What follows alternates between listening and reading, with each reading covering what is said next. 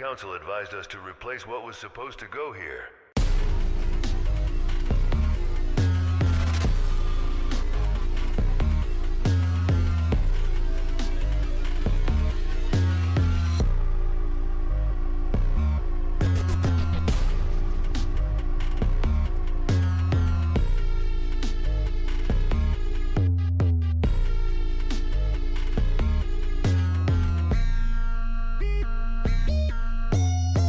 TGG, it isn't funny until someone gets hurt.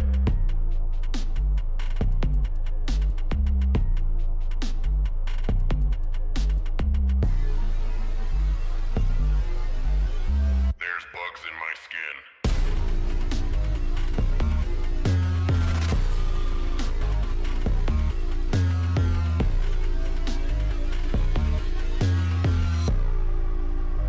You're responsible for me.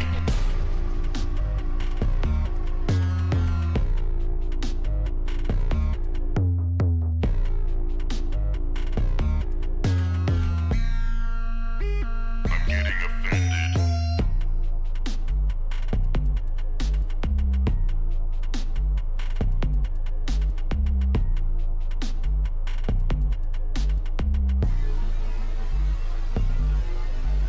I'm a big fat gamer.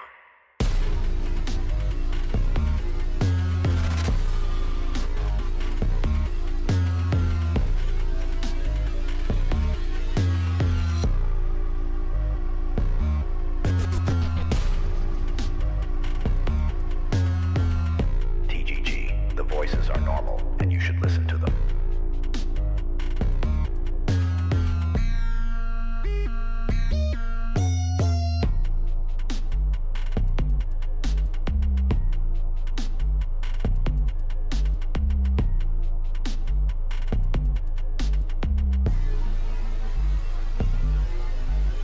TGG, I'm getting offended.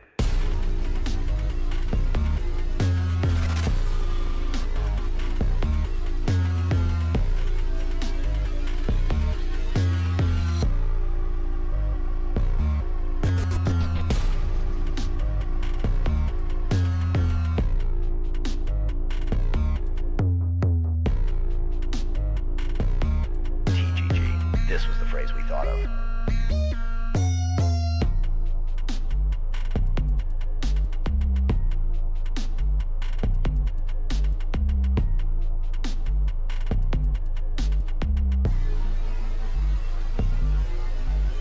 Legal counsel advised us to replace what was supposed to go here.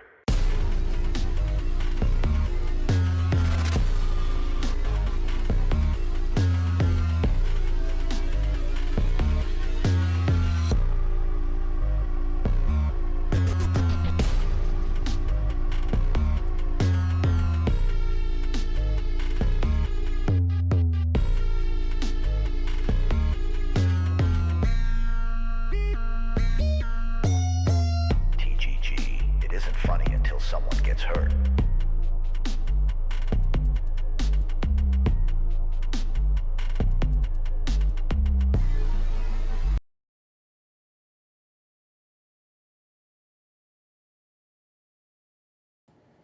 Hello, everyone. It's me, your favorite son, here with another episode of TGG Plus. This is what we do. We are doing what we do best. We're at Yapping. our prime. Yeah, yapping. We love to yap. So we're going to be yapping at you for the next 2 hours. Got another episode for you. The biggest thing we're going to be talking about this week is the Stop Killing Games initiative, sort of the drama around it, some of the intricacies to the initiative that people are maybe not talking about or are talking about. I don't know, but we're going to talk about it, how we feel about it, where we've landed at. I think it's a pretty big thing in games right now. Pretty big conversation. Before we get to that, I'm here as always with my co-host Evan Prince. That'd be me. Make sure to like the stream if you enjoy. It helps us out. Thank you. We'd appreciate it. But before we get into that stuff, here for the yaps. Thank you for being here for the yaps. We appreciate it. Before we get into that, what you been doing this week, Evan? What you been up to? What you been playing? So I've been working away on this new video, which actually came out less than a minute ago at 7 o'clock. So leave the stream and go to that, but we'll talk about that later. I watched an old Mel Gibson. Watched an old Mel Gibson movie called Payback. You ever heard of it? I have heard of that. I've never seen it though. It's a pretty short watch. It's under 2 hours, like an hour and a half. Bring back under 2 hour movies. Yeah, that's a big part of, like, sometimes I won't watch a movie if it's over 2 hours. So I'm like, I don't have time for that. Well, it's just such a pain because it's not even. I don't mind watching a 3 hour movie, but sometimes I'm like, I got 2 hours before I go to bed. Do I really want to start this 3 hour movie and then have to wait to finish it, or, do I just want to watch some 90-minute piece? I'm telling you, man, it matters. My girlfriend and I watched Men in Black 3 a couple of days ago, and that's also under 2 hours. Fuck? And I was like, man, it's under 2 hours. It's a good time. Great movie, by the way. Is it? I know some people don't like it. Yeah, you don't like the Men in Black movies? I remember liking them, but I heard that Men in Black 3 was terrible. No, I like Men in Black 3 a lot. The fourth one that had like Chris Hemsworth, I didn't ever see it. I heard that one was really bad. Oh, I think I didn't even really remember how many there were. Okay, so yeah, there's 4. There's the original trilogy, and then there's the fourth one they did that's kind of like a soft reboot. It had like Chris Hemsworth and the chick who played Valkyrie in the Marvel movies in it. I didn't see that one, but I wasn't interested because, like, no Will Smith, I'm not watching. This is Men in Black. That was the one they released the trailer for without any sound effects in it. The Chris Hemsworth one? Yeah, the fourth one, I think. I'm pretty sure I didn't know that. They accidentally released the wrong version of the trailer and it had no sound effects at all. So it was like, I distinctly remember in my head, there's like Chris Hemsworth like hanging off of something and you can just hear his ADR. So you can just hear like, or something like that. Yeah. Oh man. Are you talking about the Mummy? Can't believe it happened with the Mummy too. It happened like 2 times, like really soon after. I'm pretty sure it also happened with the Men in Black 4 thing. Yeah, who's cutting these trailers together? What the fuck? Crazy. It was probably like an in-process version, but. And they just should have muted it with trailer music over instead. Yeah, they should have not uploaded that one, but yeah. Yep. Whoops. Don't mean to derail. Just if you have any editing advice or places I should look to help get better. Cheers. That's a good. Do you have any editing advice? I think I have something to say, but. Yeah, I have some editing advice. So I have 2 things to say. The first thing is start editing immediately. Just start editing it's better to edit a lot of small little things than it is to try to edit a bunch of big things at first. But just start editing immediately, and that will familiarize yourself with the program faster than anything else. And 2, don't overcomplicate it. Editing is actually really easy to get into. The learning curve, all of the learning curve is way later. Like the initial process of learning how to edit, super, super easy. So my editing advice is edit a bunch of small things and edit as much as you can, and don't overcomplicate it. It is really easy. I promise you can learn it very, very quickly. I got my start editing by editing like trailers for things. I edited. I would find video games that I thought had really awful like launch trailers, and then I would edit new trailers for those games. That's actually kind of cool. That's a good idea. Yeah, I made one for Condemned 2 Bloodshot because the trailer for that game sucked, and then I made one for The Darkness 2 and games like that. Yeah. That's good. That's all good advice. I think I would say that I would say in the beginning, don't rely on like that. This is probably going to be like bad to hear, but like don't rely on templates and shit in the beginning, especially for animating things and stuff. Like get into the nitty gritty and just figure out how to do it yourself. Because if you can, then if you have an idea, it's suddenly not going to be impossible anymore. You're just going to be like, oh, I can kind of piece together the gears of how I would do that on my own. So I would get into the nitty gritty of it a little bit. If you're using editing softwares, most of them have really good tutorial and like guide stuff that they provide on their own, like especially DaVinci, which is what I use. DaVinci has like a very comprehensive series of videos that they've made that they give you access to on their website. So I would check those out, or stuff like it. And the other thing, the biggest piece of advice is more like just like philosophical rather than practical. But when you're editing, just try and just do stuff. Try different things. If you see something that you like, that you think is cool, try to recreate it just for fun and see if you can. That's going to help you get better. That's going to help you step out of your box creatively, because editing is an art form. It's an art form that combines a bunch of other art forms, but it's really, there's a lot to it, and being as creative as you possibly can is going to help you in the long run. Yeah, I would say that's good advice. I think, okay, this week I've been talking about this on the show. I've been saying I was going to do it, and I did it. I stood on business, and I went and saw Deadpool versus Wolverine. Or not versus. I don't know why I keep saying that. It's Deadpool and Wolverine. Yeah, Deadpool and Wolverine. Although ironically, I haven't seen it, but I've heard that movie has more character versus character than most movies named character versus character. Yeah, it did have quite a lot of that. I'm not going to spoil it or anything, because I know that people probably just aren't going to go see it in the theater, and they're going to wait for it to come out or whatever. But I did not like it. I thought it did like a lot of the same things that other Marvel movies have done recently, where they bring up all of these old characters and bring them back, and like and have these little cameos. Like, it's very common with Marvel movies, but they did that so much in this movie, and they rationalized it with the plot. Like, they were like, oh, well, there's this plot thing, so therefore we can do that. And for some reason, everybody, like, that makes it fine. Like, I've literally watched reviews from people that have complained when Marvel does that, and they're like, but it's okay this time because there's plot justification.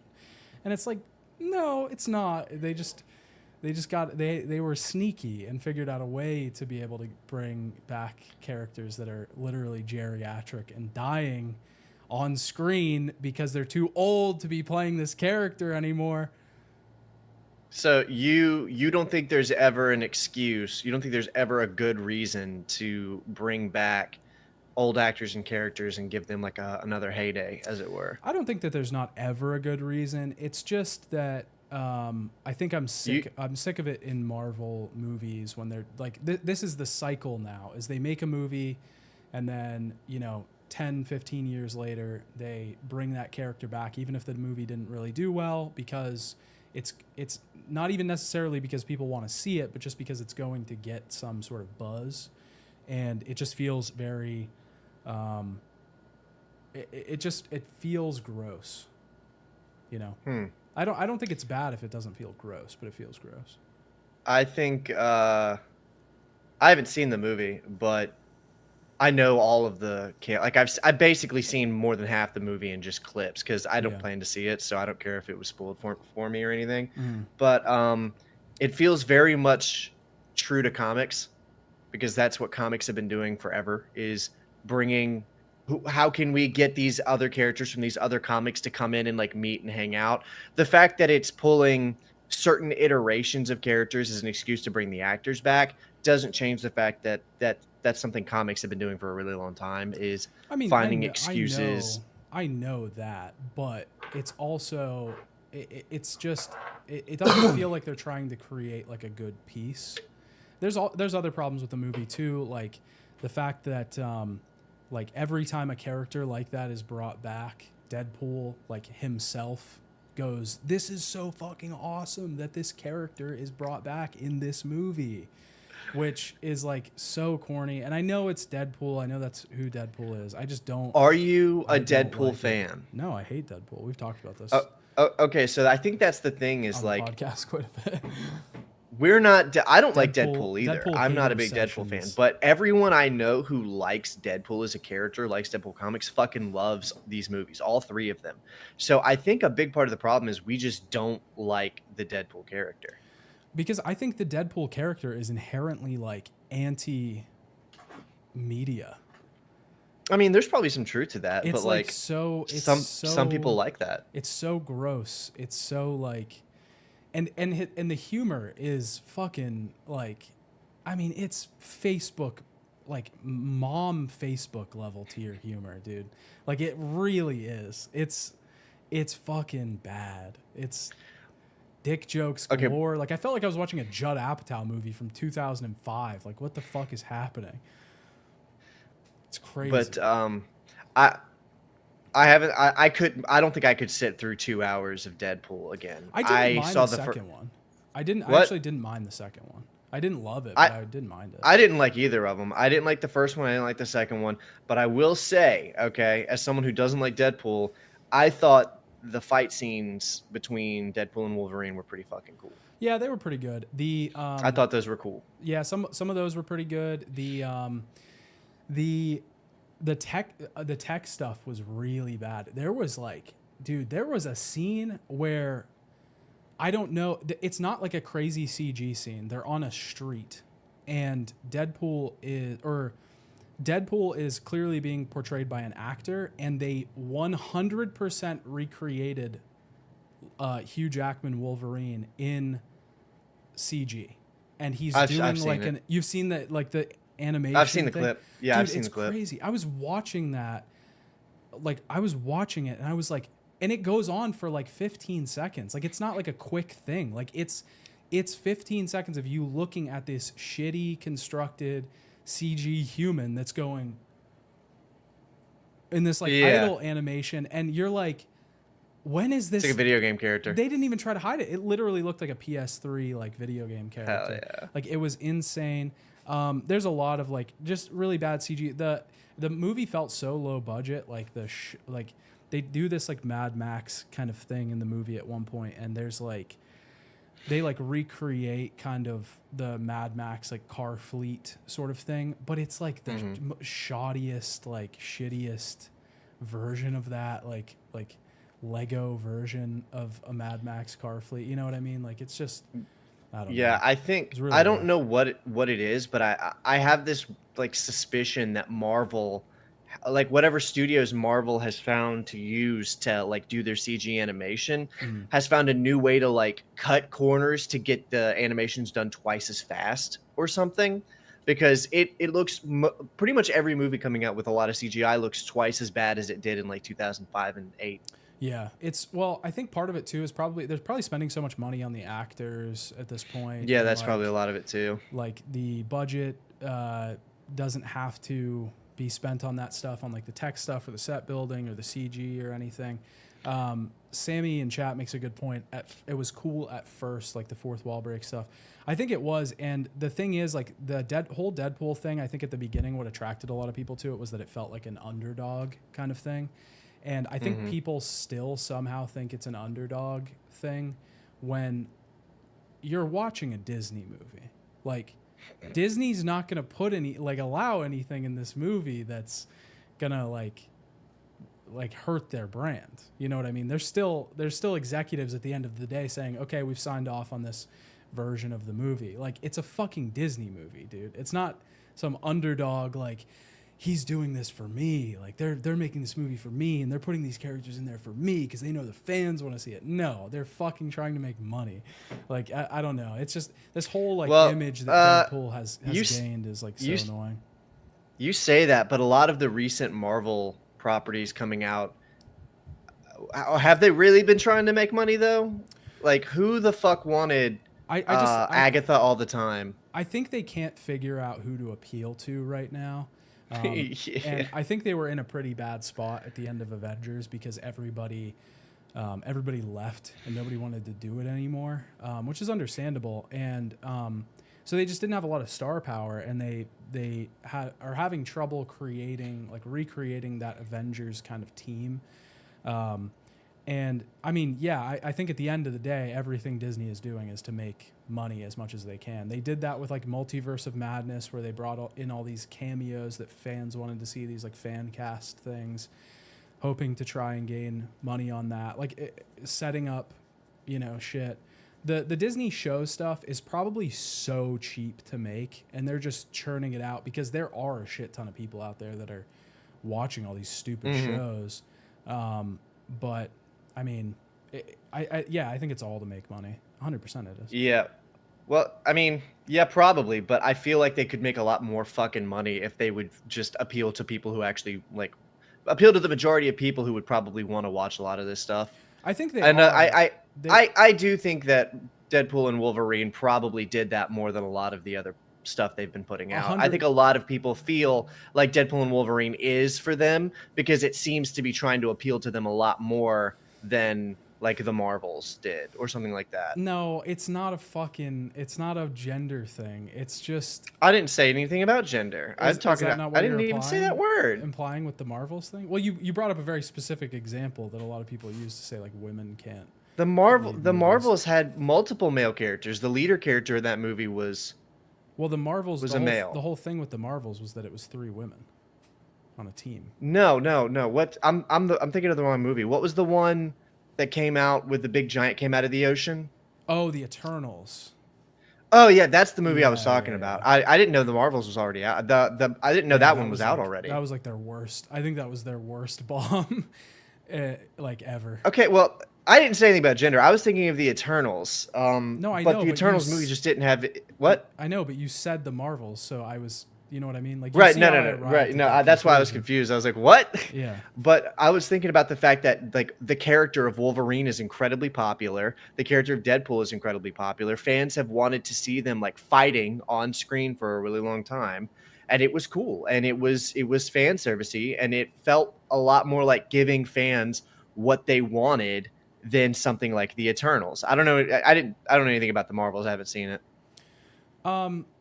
I mean, yeah, I guess you can view it that way, but like, is like creating good media about just giving fans what they want every single time? Like, I feel like I'm predisposed to be a little bit more annoyed by this stuff right now because I am going through Metal Gear Solid 4, and it's kind of a game that was made in spite of its own fans, and because the creator was so like didn't want, like, just wanted the series to have its legacy and be there. But I don't know. I think there's some sort of value in like letting things die off a little bit or something.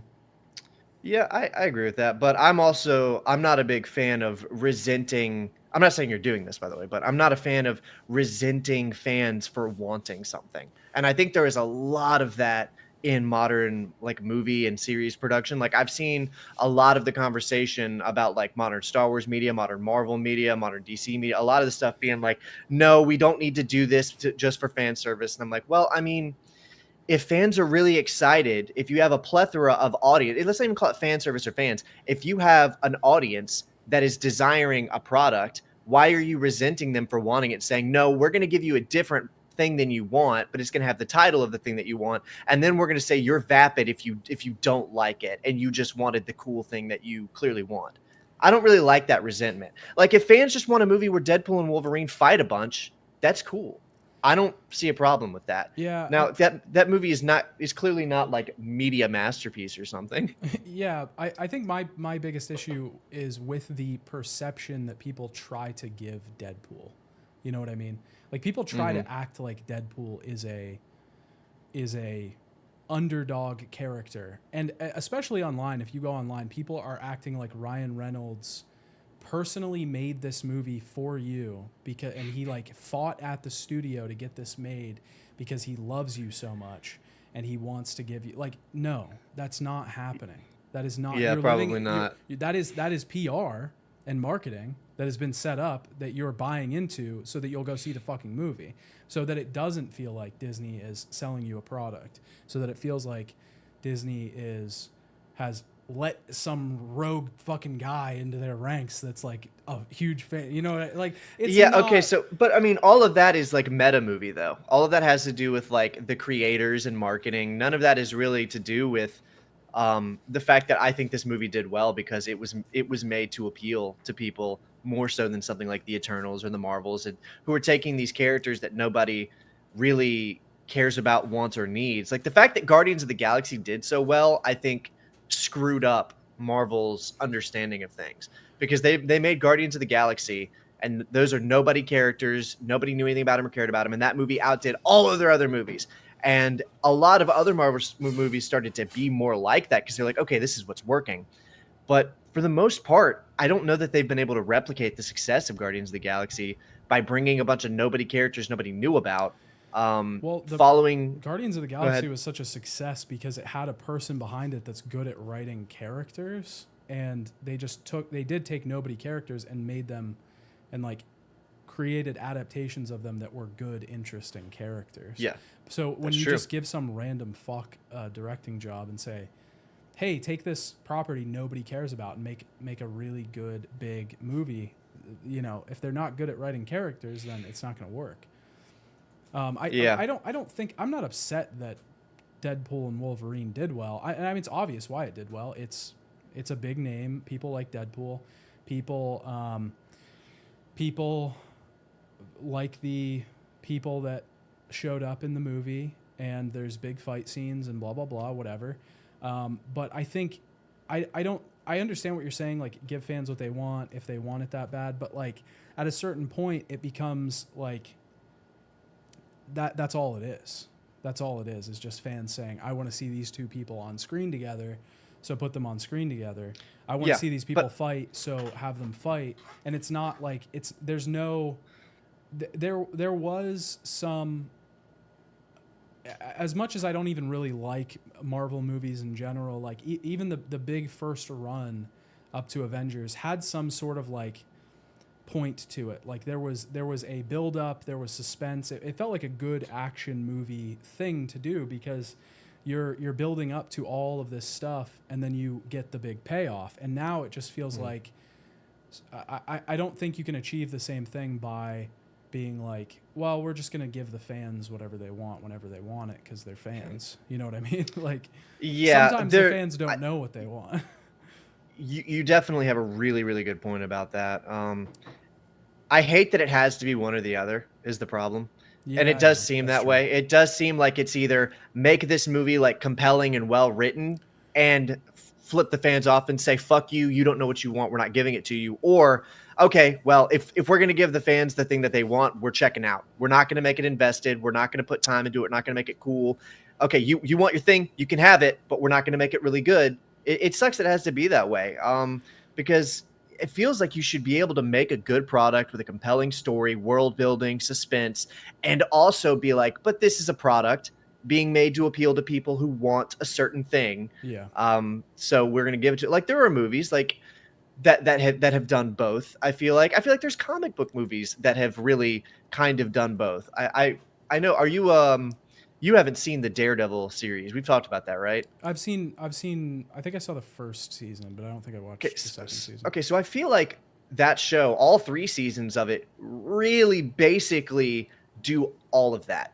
I feel like they give the fans of Daredevil everything they want. They brought in the Punisher in season 2, right? Mm-hmm. Like bringing the Punisher into a second season, it feels like, oh, this is vapid. This is a cameo. This is just giving fans a chance to see Daredevil and Punisher interact. But it wasn't. It was really well written. It was really interesting. They have compelling arguments together about their own different brands of justice. Like, it always seems like it's one or the other. It seems like people in Hollywood get really angry if they're expected to write a product for the people who want it. Look at the Halo TV series by Paramount. I think one of the writers that said they were actually like actively trying to not appeal to the fans at one point. I remember like that, it seems like these people, they're like, fuck, I don't want to write for these people. I want to do something else. Then why are you making the product? Why are you working on this IP? You know, that's where I'm at with it. And I think that there is, when you're adapting something, you do have a certain responsibility to make. If you're not going to appeal to like the things the fans are saying they want, then it's your job to like make a really fucking good thing. Like outside of that, you know, if you're going to go against what they say they want, you have to make it really fucking good.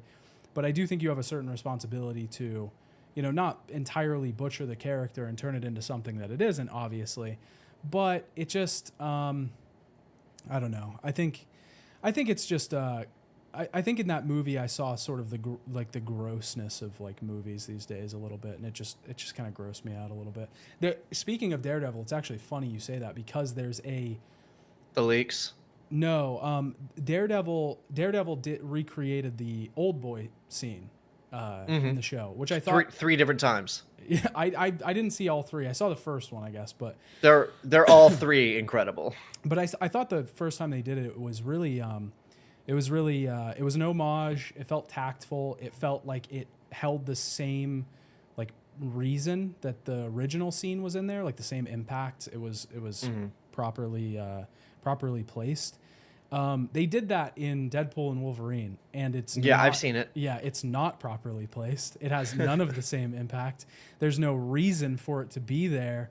I could dissect why it doesn't really work a little bit more, but I for fear of spoiling the movie, I won't do that. But it just it's that sort of like lumps everything into everything that I didn't like about the movie into one thing, is that it's there because people will notice that it's there. It's a surface level sort of thing, and there's nothing underneath. It's just like, look, we made a reference to Old Boy, and that's it. There's none of the substances exists.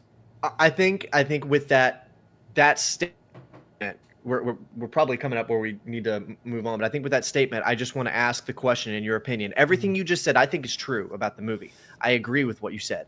But I think the question is that good enough for a movie called Deadpool and Wolverine? This gets into territory where it's like, should we have lower expectations for media because of the genre? I don't think it's lower. I don't think it's lower. I don't think that that's a lower expectation. I think that's an appropriate expectation of a movie about those two characters, especially given what Deadpool is known for. I think that's an appropriate expectation. Lower expectations for like comic book movies or something? I don't think it's a lower expectation. I think it's appropriate. You're saying a higher expectation. I think that. No, I think that having things there because people will notice them, I don't think that's a lower expectation of a movie with that premise and with those characters.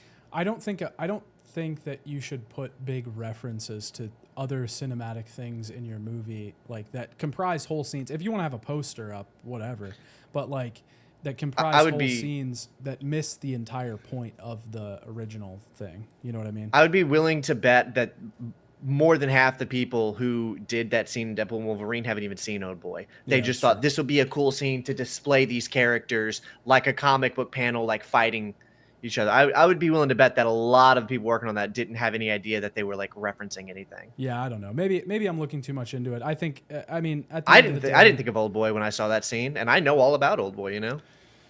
Yeah, I don't know. I mean, I've seen a ton of people say online that it was an Old Boy reference. So maybe, I don't know. Maybe I'm right, but I don't know if it was intentional. I don't think just because the camera is moving to the right in a constant shot, it has to be, and then people are fighting, it has to be Old Boy. Although they were filmed super similar. Yeah, I don't know. It seemed like it, but I could be wrong.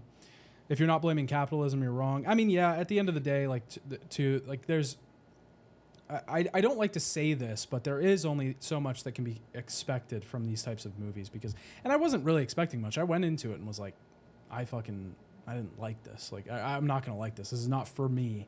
Like, I just kind of saw it to see it. I should have fucking seen Twisters, dude. I should have seen Twisters. But I only saw the first Deadpool. I got the second to watch, but Ryan R isn't my favorite actor and feels overrated. Oh yeah, 100%. I don't like that guy either. He comes off as so manufactured to me, you know? Like because everything he does is Deadpool at this point. Even if he's not playing the character Deadpool, he's doing some sort of tongue-in-cheek, I'm winking at you kind of thing. And that's just that shit is weird. Yeah, that's his brand. He's built a brand on that, and he has an audience that likes it. It's not really for me. That's not my kind of content, but I understand the appeal. Yeah. Okay. Do you want to talk about this? You want to get into it? Is it finally time? I think it's probably time. We've kept him on the hook for 30 minutes. They can wait. You guys can wait, can't you? You're waiting. You want to wait another 30 minutes, everybody, before we talk about Stop Killing Games? Should we keep going? Let's talk about Deadpool and Wolverine for another 30 minutes. Yeah. Let's talk about the Deadpool game. Yeah, let's talk about the Deadpool game for 30 minutes. Go fuck yourself. No, we're going to talk about Stop Killing Games. This is talk about Borderlands. Is that out yet? It's not out yet. Yeah, it's out. Is it? It's out. Shit, I gotta go see that. Damn it. It had a 0 on Rotten Tomatoes for a while. Is my life just gonna be for the rest of forever just going to see shitty movies in theaters until they shut all the theaters down and I can't anymore? Well, you don't have to go see that movie. I'm not going to go see Borderlands. But why wouldn't I? Because it costs money, and there's absolutely. I don't like the games. Why would I go see the movie? It's kind of fun. You don't like seeing a bad movie? You don't like watching bad movies, is that? I don't like watching bad movies. I like watching. Okay, so if I watch a bad movie, it's a bad movie like Deadpool and Wolverine, where the movie isn't actually bad. It's just kind of vapid and empty, but it has a bunch of cool stuff to look at. That's my idea of a good bad movie. Most of the time, I like, unless it's something so egregious that it's hard to like The Room. Like, where it's so egregious, everybody would think it was funny. But if it's just a poorly made movie, I'm like, why would I watch this? Man, I see 8%. I'm like, let's go. Time to buy tickets. Where do I sign? Okay, let's talk about Stop Killing Games. We're going to talk about this for a little bit. Pretty big thing that's going on in games right now. So this initiative, to give you guys, let's recap the whole thing. Make sure everybody's up to speed and stuff. Some of you might know about it, but I just want to get everybody up to speed. So there's this Stop Killing Games initiative. It was. Now, am I right that it was started by Ross from Accursed Games? Yeah. Okay. Ross has been doing all of this. Okay. Accursed Farms. Accursed Farms. Sorry.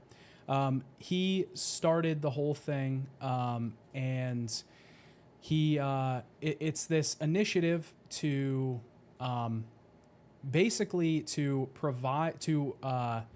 Well, first we need to say what an initiative is. So an initiative is a European version of a petition, kind of. But it will, if it gets the required amount of signatures, it'll be put in front of the European government. And this petition specifically, or this initiative specifically, is to require that publishers that are making games that are always online or live service, will have to provide end of life care, I guess, end of life support for a game when it is to be shut down. So, for example, the big example that this specific initiative uses is The Crew. The Crew was a racing game; it got shut down. And you just can't play it anymore. And as you probably know, this happens a lot in gaming. Games that are always online, they get shut down. You just can't play them anymore. That's that. You paid $60, you're out. Sorry, is what it is. So this is seeking to change that. This is a move to try and get some sort of law signed in that will in its own words, seek to prevent the remote disabling of video games by the publishers before providing reasonable means to continue functioning of said video games without the involvement from the side of the publisher. So basically saying you have to provide a way for this game to continue being able to be played after you've shut it down. And the how and the what, when, where, why sort of thing, we're going to get into in a little bit. But Ross specifically is the guy that started this. He has a channel called Accursed Farms, and this is his whole initiative. Now, you know a lot more about this than I do. You've brought this up to me on the podcast a couple times. You brought it up to me normally a couple of times. Yeah, going back even as far as like January, I think I was bringing it up. Yes, yeah. So you're all about this kind of thing, right?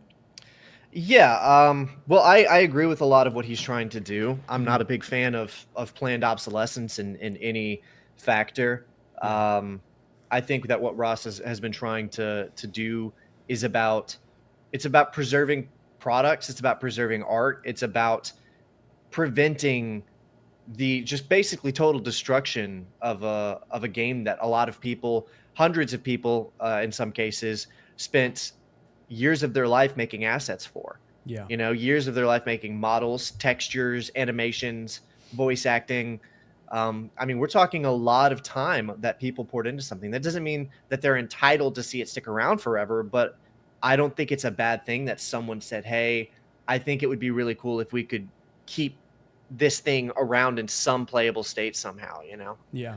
So I mean, the place that it really is coming from, it seems to me from I've just been exposed to this because this has been in the news because of the drama surrounding it now.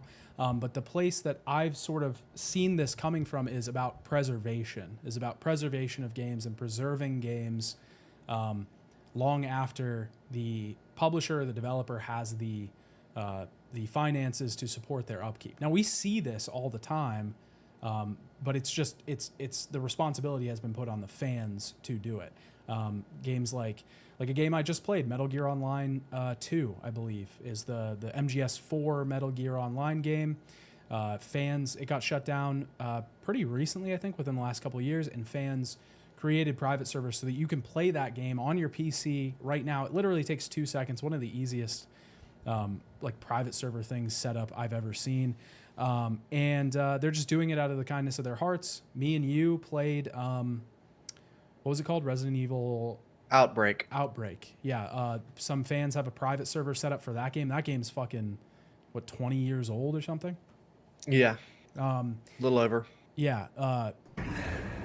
Outbreak. Yeah, so people do this all the time, but the responsibility seems to be put on the fans to do it if they want it, rather than saying, hey, you made this game, provide some sort of way after you're shutting it down so that people can still play it. And you don't have to be saddled with the financial burden, but we can still have access to the game, and it can still run and work, and people can still experience it if they want to, so that it's not lost forever. And the only thing that survives from it is YouTube videos of people playing it 10 years ago or something. Yeah. And I mean, I've seen some commentary on this initiative.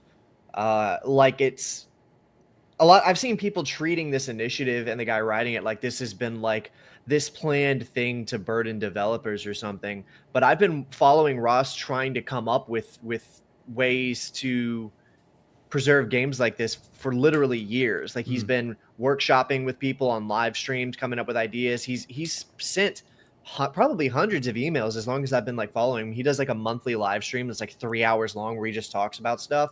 Like, I mean, going back for years, he's been emailing developers, emailing publishers, emailing like some lawyers. And, you know, every new month he would come back and people would be excited to hear. And he'd be like, yeah, nobody's responding to me. Yeah. Nobody's talking to me. And he's been trying for years to do this. So this initiative has been years of building and building where it's like, we're just going to keep trying. We're going to keep working. And I've seen some takes about it being like, this is, you know, maybe not the most responsible thing.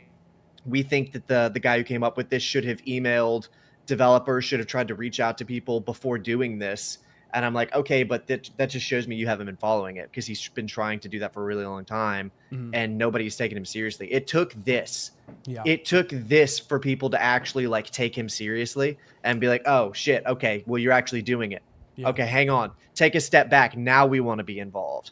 Well, you could have been involved a long time ago, but yeah, you know. Well, I think so this gets into the nitty-gritty. Maybe before we start, what do you think? Do you think before we get into this we should talk about the pirate software stuff, or do you think we should get into it first? I think I'll leave that up to you. It's your call. I think the pirate software stuff is kind of embroiled in the whole thing at this point. Like you can't even talk about it without talking about him. I mean, so that's kind of how I felt about it. So Pirate Software covered this. He covered this initiative because a lot of people were asking him to. The initiative has been in the works for a while, but just recently, I think a week ago, it got to the stage where you can now sign it. So you can sign it if you live in the EU, and if it gets to 1 million signatures within a year, then they will put it in front of Parliament, I guess. I don't know. Is that what that's called? Parliament is specific to in Candyland over there. Yeah. The European Union is like all of. It's more than one country. It won't be just one single parliament. Yeah, I have no idea, but because I mean that's just what even is that? What are those words? What do they mean? Who knows? Nobody knows. Go fuck yourself. But no, but seriously, so Pirate Software covered this because a lot of people were asking him to, because this is now that people can actually sign it, people are starting to spread it, people are starting to talk about it more often. And he was very dismissive. He wasn't even dismissive necessarily. Well, I mean, he was, but he just straight out said, I don't want to sign this. I'm not going to, even if I could, which he can't because he doesn't live in the EU. But he doesn't agree with it. He thinks that it puts too much stress and strain on the developer, whether that's workload, whether that's like financial stress that developers have to factor into their budget before the game is even made. Because if you require that people have to set up servers after they are defunct, then they have to factor that into the budget before they start making the game.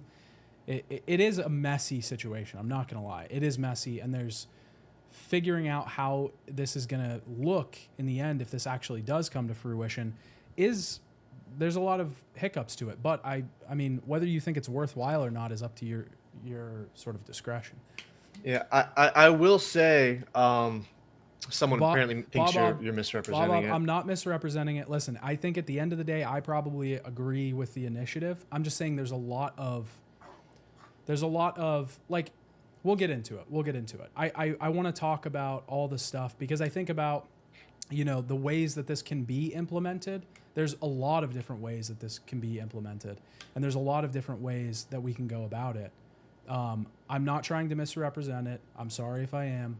I probably agree with the initiative at the end of the day. I surely don't agree with Pirate Software here. So okay, I do. Yeah, I think one thing about Pirate Software is he has made it clear he does not and will not support or subscribe to any attempt at preserving games that involves government at all. Period.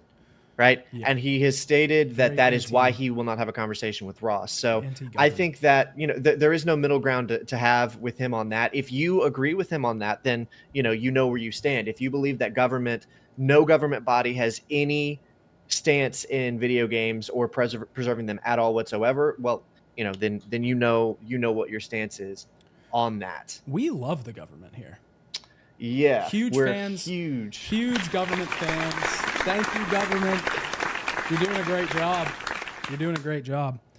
We believe we here at TGG Plus are trying to figure out more ways to restrict your well-being and livelihood, utilizing government force every day, and we're doing it for your safety. We love the government. Big government fans. No, but yeah. So but his video brought a lot of attention to the initiative. So now I knew y'all were feds. Always have been.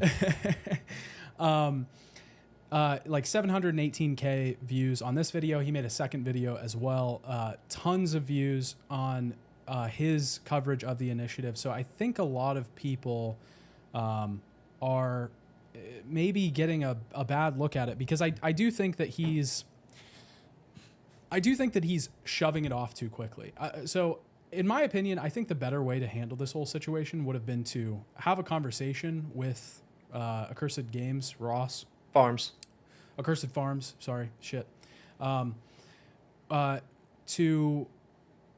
talk about it he's championing this whole thing. If he could even, help him and say, hey, this is why I think it's too vague, then maybe, maybe we can make some adjustments here. Maybe these things can be paid attention to down the line when legal stuff does get brought up and this starts getting into government hands and politician hands and stuff. But to just say, I don't agree with this, it's bad, it's damaging, don't look at it, is, I think, wrong. And I don't think it's the right way to have this conversation. Yeah, I think it is a missed opportunity. And, I guess realistically, he's not obligated to talk to anybody he doesn't want to talk to. That's fair. But it is a huge missed opportunity. I think it is a shrugging off of maybe a potential social responsibility to the games industry. He's very quick to speak on how long he's been in the gaming industry. He's very quick to point that out. And I do think that there is a big missed opportunity here for what could have been a very real conversation conducive to a better long-term solution for this whole thing if he would have sat down with Ross on a live stream or something and just talked. Yeah. Just a conversation. You don't have to agree. You don't have to come to terms. But I do think that we have missed out on what could have been a very conducive conversation between those two to a better outcome. Well, I think the thing too is that I do think a lot of people have misunderstandings on it, and I do as well. Like I there's a lot of things that I feel like are gray areas, and I think that like seeing these two people have a conversation about it, even if they don't agree at the end, like it's not about convincing anybody, I think could alleviate a lot of concerns from people, or could, if people are wary of it and don't agree with it, then it could, sway them to that side, whatever. But giving people more information about it moving forward, I think is better for everyone. And I think I think this just goes for like most things. Like if you disagree with somebody, why not just have an open conversation about it, and you can show them why they're wrong in front of a bunch of people, Yeah, if it were me, I would probably be excited about it. Even if I was shown to be wrong, I'd be excited about that, just because it's good to have those kinds of conversations. Yeah. And as I see people talking about the government a little bit in chat. As for the government, I think it's fine if you want to be cautious of governmental entities. I think that's probably a healthy fear. But the fact of the matter is, most people are more okay with the government doing something like this than you realize. I mean, you're fine with the government, keeping people from breaking into your house and stealing your shit, right? You're fine with that being made illegal. So why would you have a problem? The pitch here is that they're trying to stop developers from retroactively coming back and stealing your game. Now, you might say that's not what this is. Okay, might not be, but that is the pitch. Yeah. The pitch here is these people believe that these games are being retroactively made invalid and unplayable.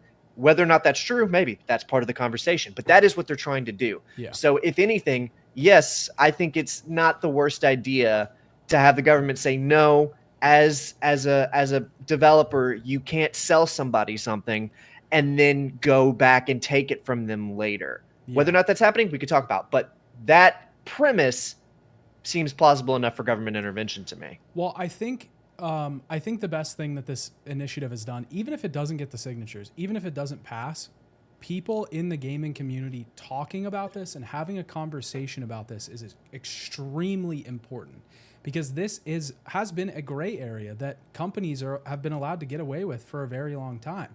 And there's definitely been some exploitation. Yeah, even if you don't want to say, okay, all live service games have to implement this, then yeah, there are like situations where developers act like you're going to have access to a game after a certain period of time, and then you just don't. And that's not right for the user. So that's important too. There's a lot of things that are important here that need to be talked about that I feel like the gaming community is not going to care about, because it's a user issue rather than a developer issue. And I don't think that many developers are going to be speaking out about this, because it's not their problem, Or they're afraid of losing their jobs. Yeah, well, there's that too. Somebody said, call me crazy, but I think it's a good idea that we're having voices heard from all sides while we're in the preliminary phases of this whole legislating games preservation process. For sure, 100%. If you don't agree with this, you should speak out 100%, because that's your opinion. That's valid. If you actually don't agree with it, then that's important too. And people should be having a conversation, both sides, to hash things out and figure out where it is. I probably lean towards more on the side of like, if this was a thing I could sign, I probably would. I would have already signed it. But I have a lot of concerns, questions, stuff like that. And it seems like Ross is going to be taking the time to answer those things moving forward. He uploaded a video today that was much shorter to promote the initiative, but I think he's uploading a video tomorrow as well to act as a big FAQ to answer a lot of the questions that people do frequently have. And I think that's a good move on his end. I think I would, if talking about it's good, having people on both sides of it, really good. You agree with it, disagree with it. It's good to have that conversation. Yeah. And this should go without saying, and it feels redundant and stupid that I am saying it, but I feel like I need to say it. If you're going to have the conversation, please try to be good faith. Please try to understand the other side. The entire reason all of this drama is happening is because one of the sides came out swinging in a very bad faith way, in a very aggressive and insulting way. They have since really tapered that back, leveled out, and are really focusing on the facts more. But if you're going to have the discussion, just try to be an adult, try to be understanding. Yes. I don't think the people pushing the initiative through are trying to like hold developers hostage and destroy live service games as an idea. And I don't think the people against the initiative are trying to like burn the concept of art preservation and destroy video games. All right. I just think that there's a better way that we can have this conversation. Yeah, for sure, 100%. I've seen a lot of people get really heated about this online. I was heated about it. You had to calm me down. We had to have a conversation where you're like, okay, we need to be more mature about this, and I had to get humbled. I had to get humbled by him before coming on this podcast. I think, well, I mean, and it's fair to be heated because especially when you're dealing with user rights issues and it can feel like people are against you. And I think even if developers come out and they speak out against this, I don't think that they're speaking out against this because they want the user to be hurt or to not have more rights. I think it's probably like in their best interest to, come out against it and say, hey man, like this isn't going to be good because I mean, if this ends up going through and the end goal of it looks like requiring every live service game to have some sort of end goal or something to do at the end, it's probably going to be a little bit more of a budgetary or work constraint. So I mean, there's like things like that are getting involved. So of course developers aren't going to like want that. They're not going to. Not all of them. You made the good point yesterday that why would like a developer want their work to be thrown away and not be able to be accessed anymore? 100%. Mm-hmm. So I think there's going to be two sides to that as well. I don't think it's developer versus user, and I think there's going to be a lot of users that don't want this as well or don't agree with it. We've seen that already. There's people coming out about it. I wonder how much the well was poisoned with that first swing. That's something I've been thinking about too. I don't know. We can't really know. I think post calming down after our conversation, my take on it is just because the well was poisoned by the first swing, and it doesn't neglect our responsibility to try to pull the poison out of it. Yes, 100%. Yeah, if you agree with this, then I think it's probably good to try to spread the word as much as possible. Try to dispel some people who have the wrong idea and stuff like that, and just inform people. I think is probably the best way to go about it. I just want to address Mage Sight's comment real quick. No. If this happens, there will absolutely still be live service games because live service games make so much money. Yeah. The amount of additional cost to come up with some kind of end of life plan would probably, I could be speaking ignorantly here, but I'm guessing it would be a fraction of the amount of money that live service games make. I swear to you, it's not that much. It's not going to be that hard for them to figure out a way to just make, and they'll cut corners too, just to fulfill the obligation. Yeah. For sure. But that's fine as long as there is a version of it that people can like go and retrieve. It's not going to be that costly to the point where it's not going to be so costly they will stop making live service games because these games print money, at least the ones that are successful anyway. Yeah. And like we were talking about this yesterday, and I was saying one of the ideas I had, and I don't know if this is a good idea or not. I'm just throwing stuff out there because I'm really excited by the idea of what preserving live service games could look like in the future. I think this whole thing has to turn into a bigger conversation about just preserving live games and those not being things that you just can't see anymore. We talk so much about game preservation in emulation and ensuring that these games don't get lost along the way, that people's work can still be appreciated down the line is really important.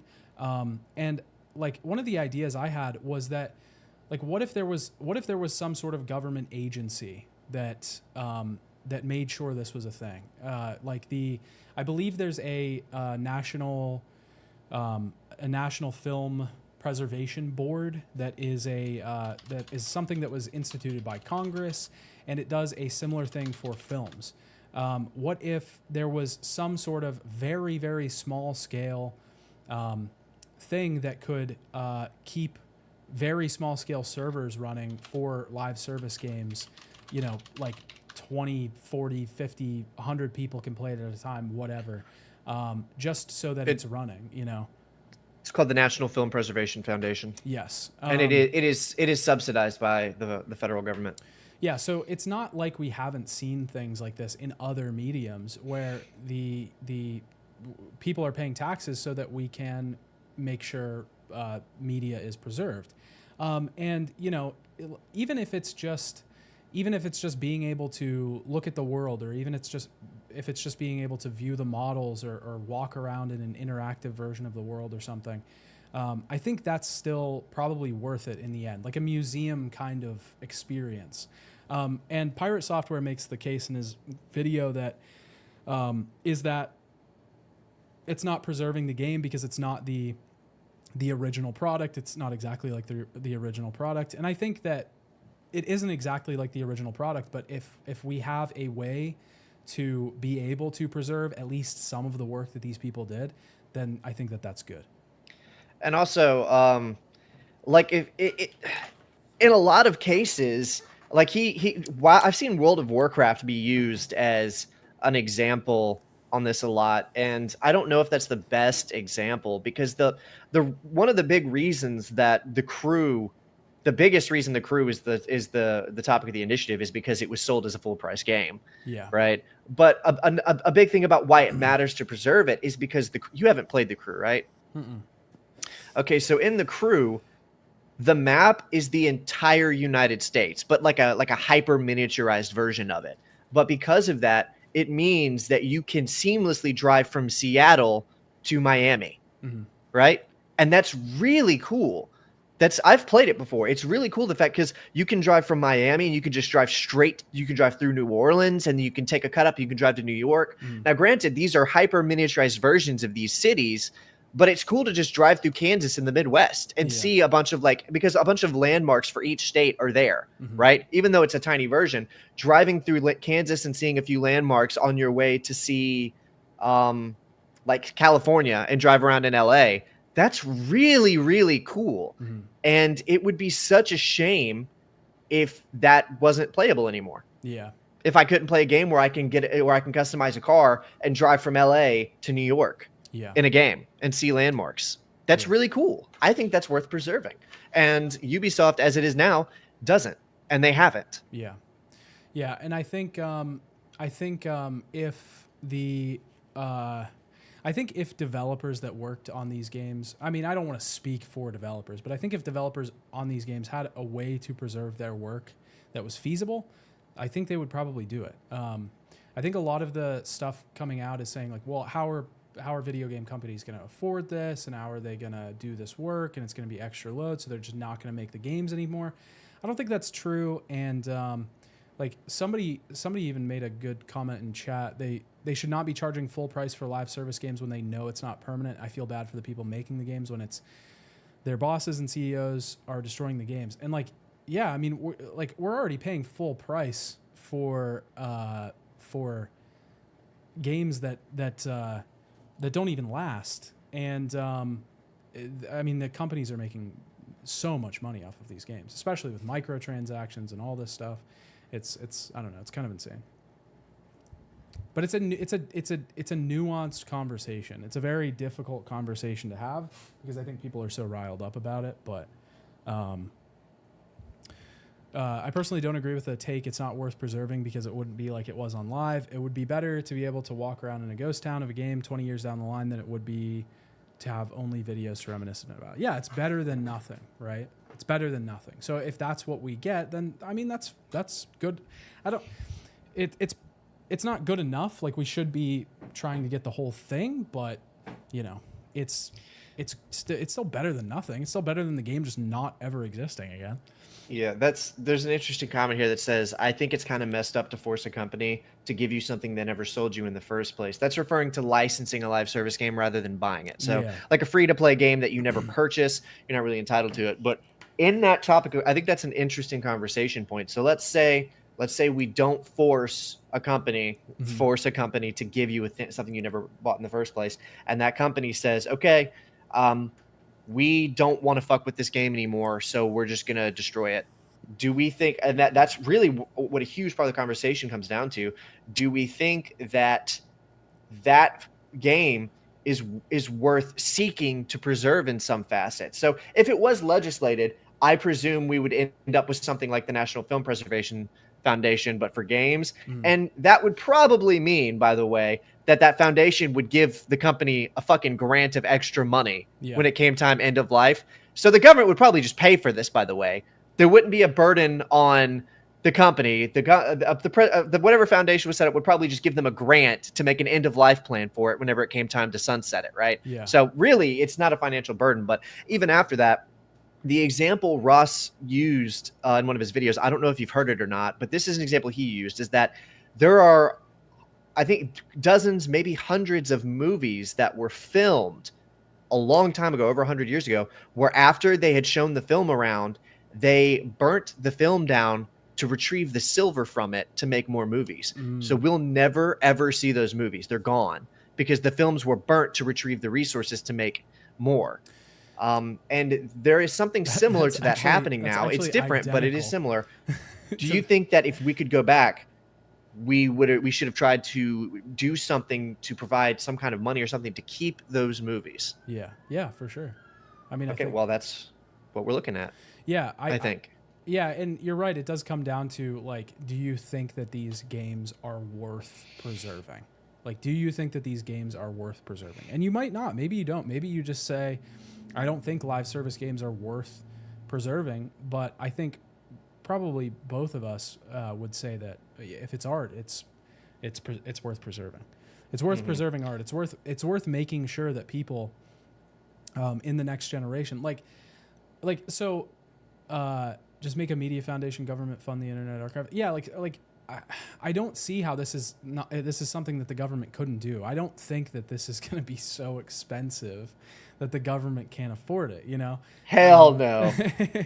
Well, the thing is, the government can't afford, the U.S. government can't afford what we have now. That's why we're in debt, but that's different. Okay, so the thing is, the idea that if we went the government route, it would put a burden on the developers is so silly to me, because anyone who knows anything about how government intervention works, it always falls on the taxpayer. Yeah.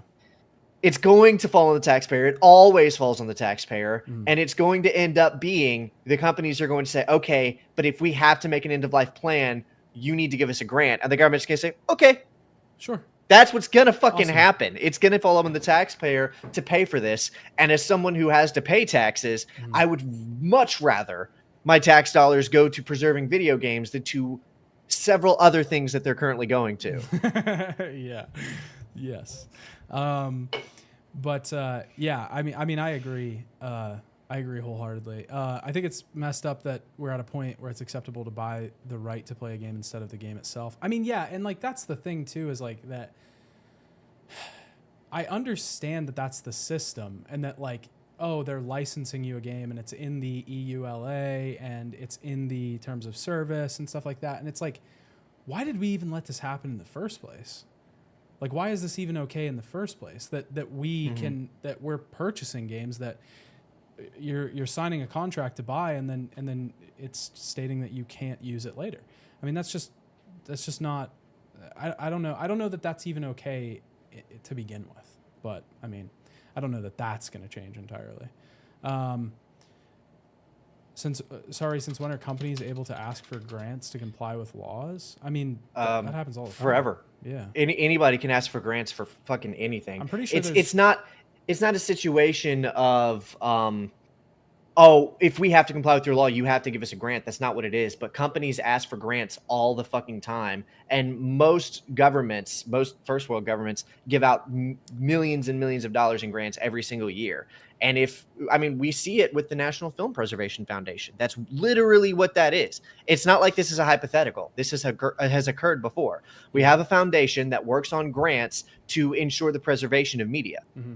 It would literally just be that, again, for a similar kind of media.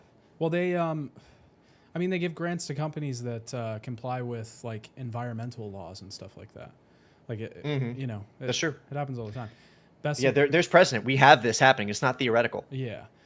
Best suggestion, all games after devs drop support are reprinted and turned into PS1 demo discs. I think that's I agree. I'd like my taxpayer money to go to that. I think that's the only solution actually now.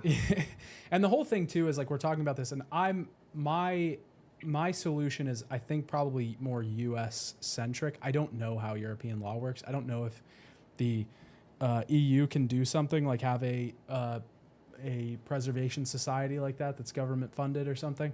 But I don't know if they could do that, because that would have to be left up to the individual countries. Yeah, I think I saw a video where he said he was working on some sort of Australian version of this, and they were making efforts to get that going as well. So it seems like this is, the end goal is to have this in multiple places, but the EU one is the big one right now. Right.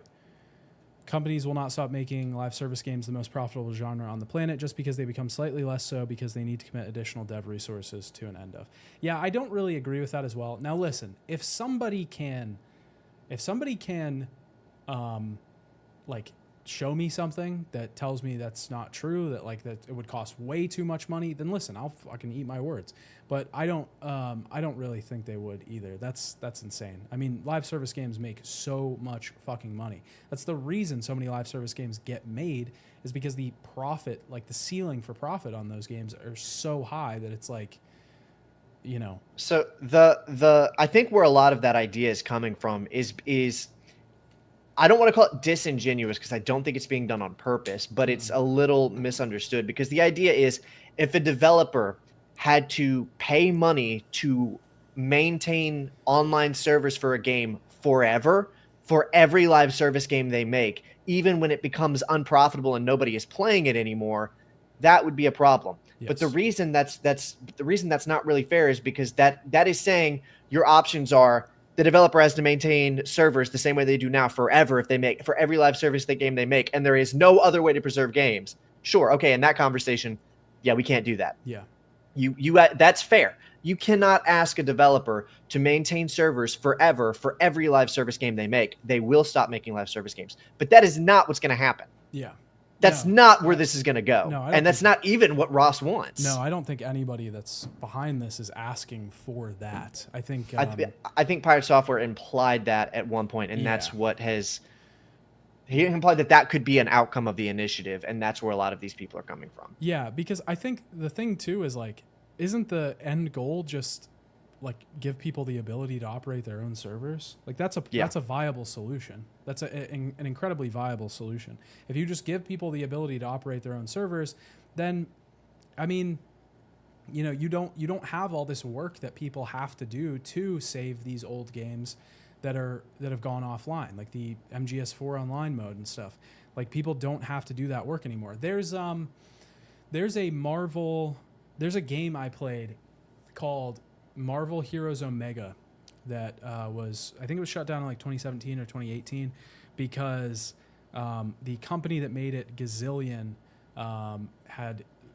Marvel ended their relationship with them, so they couldn't make the game anymore. I don't know if it wasn't profitable or what, but I destroyed this game, man. I was playing this game so much.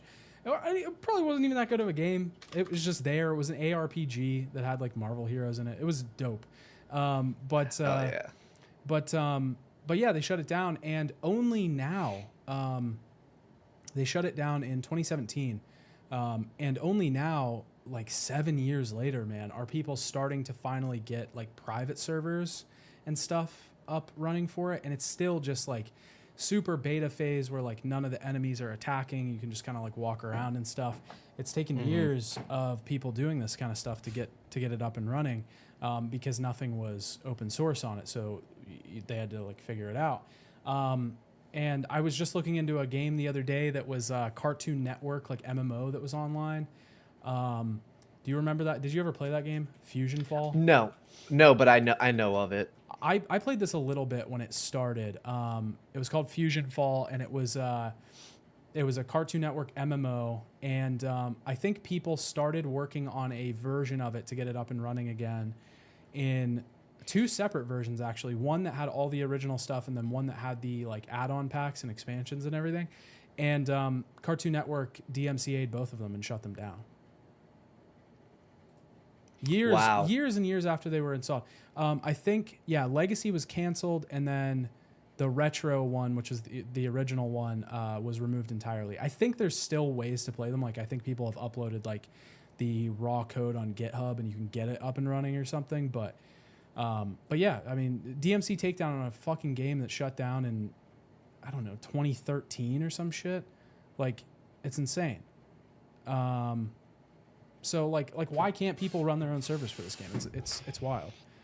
JP Shadow Games says companies don't want to compete with their old games. I'm sure that is a big part. It's a huge. Well, maybe not a big part, but I mean, huge part. I'm sure that is there, but also, how many people are realistically going to play Fusion Fall? Yeah, I mean, true. Like this only applies to the top tier 1% of games. That sort of argument, but it is true. I mean, the look at Civ 5 and Civ 6, man. Civ 6 was competing with Civ 5 when Civ 6 came out. It was difficult for them to get the player base to switch over. But I mean, if you made the new game and people don't want to play it, that's your fault, man. Yeah. You know? If people like the old game better, why didn't you make the new game better than the old one? Yeah. There's all kinds of things like this. I think even, I mean, this is a bad example, but WoW has had 1 million private servers, and they were competing with their own private servers for a while because so many people were disappointed with the game, the way the game was, that they were playing on more private servers than they were the game itself.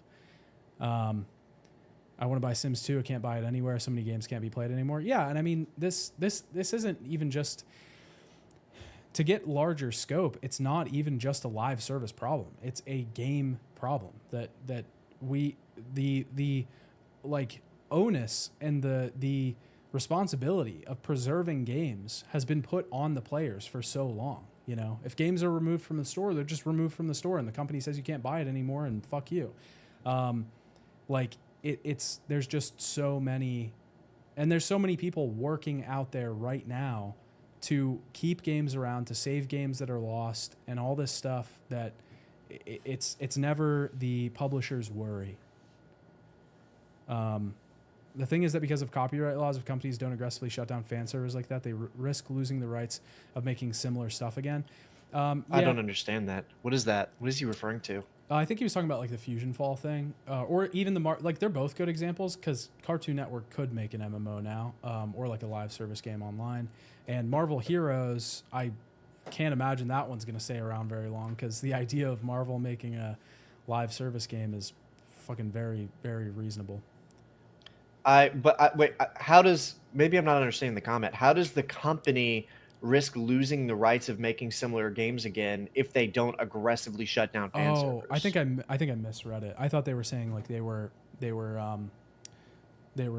risking losing an audience, but I don't know about that. They risk losing the rights of making a similar game again. I don't know what that is.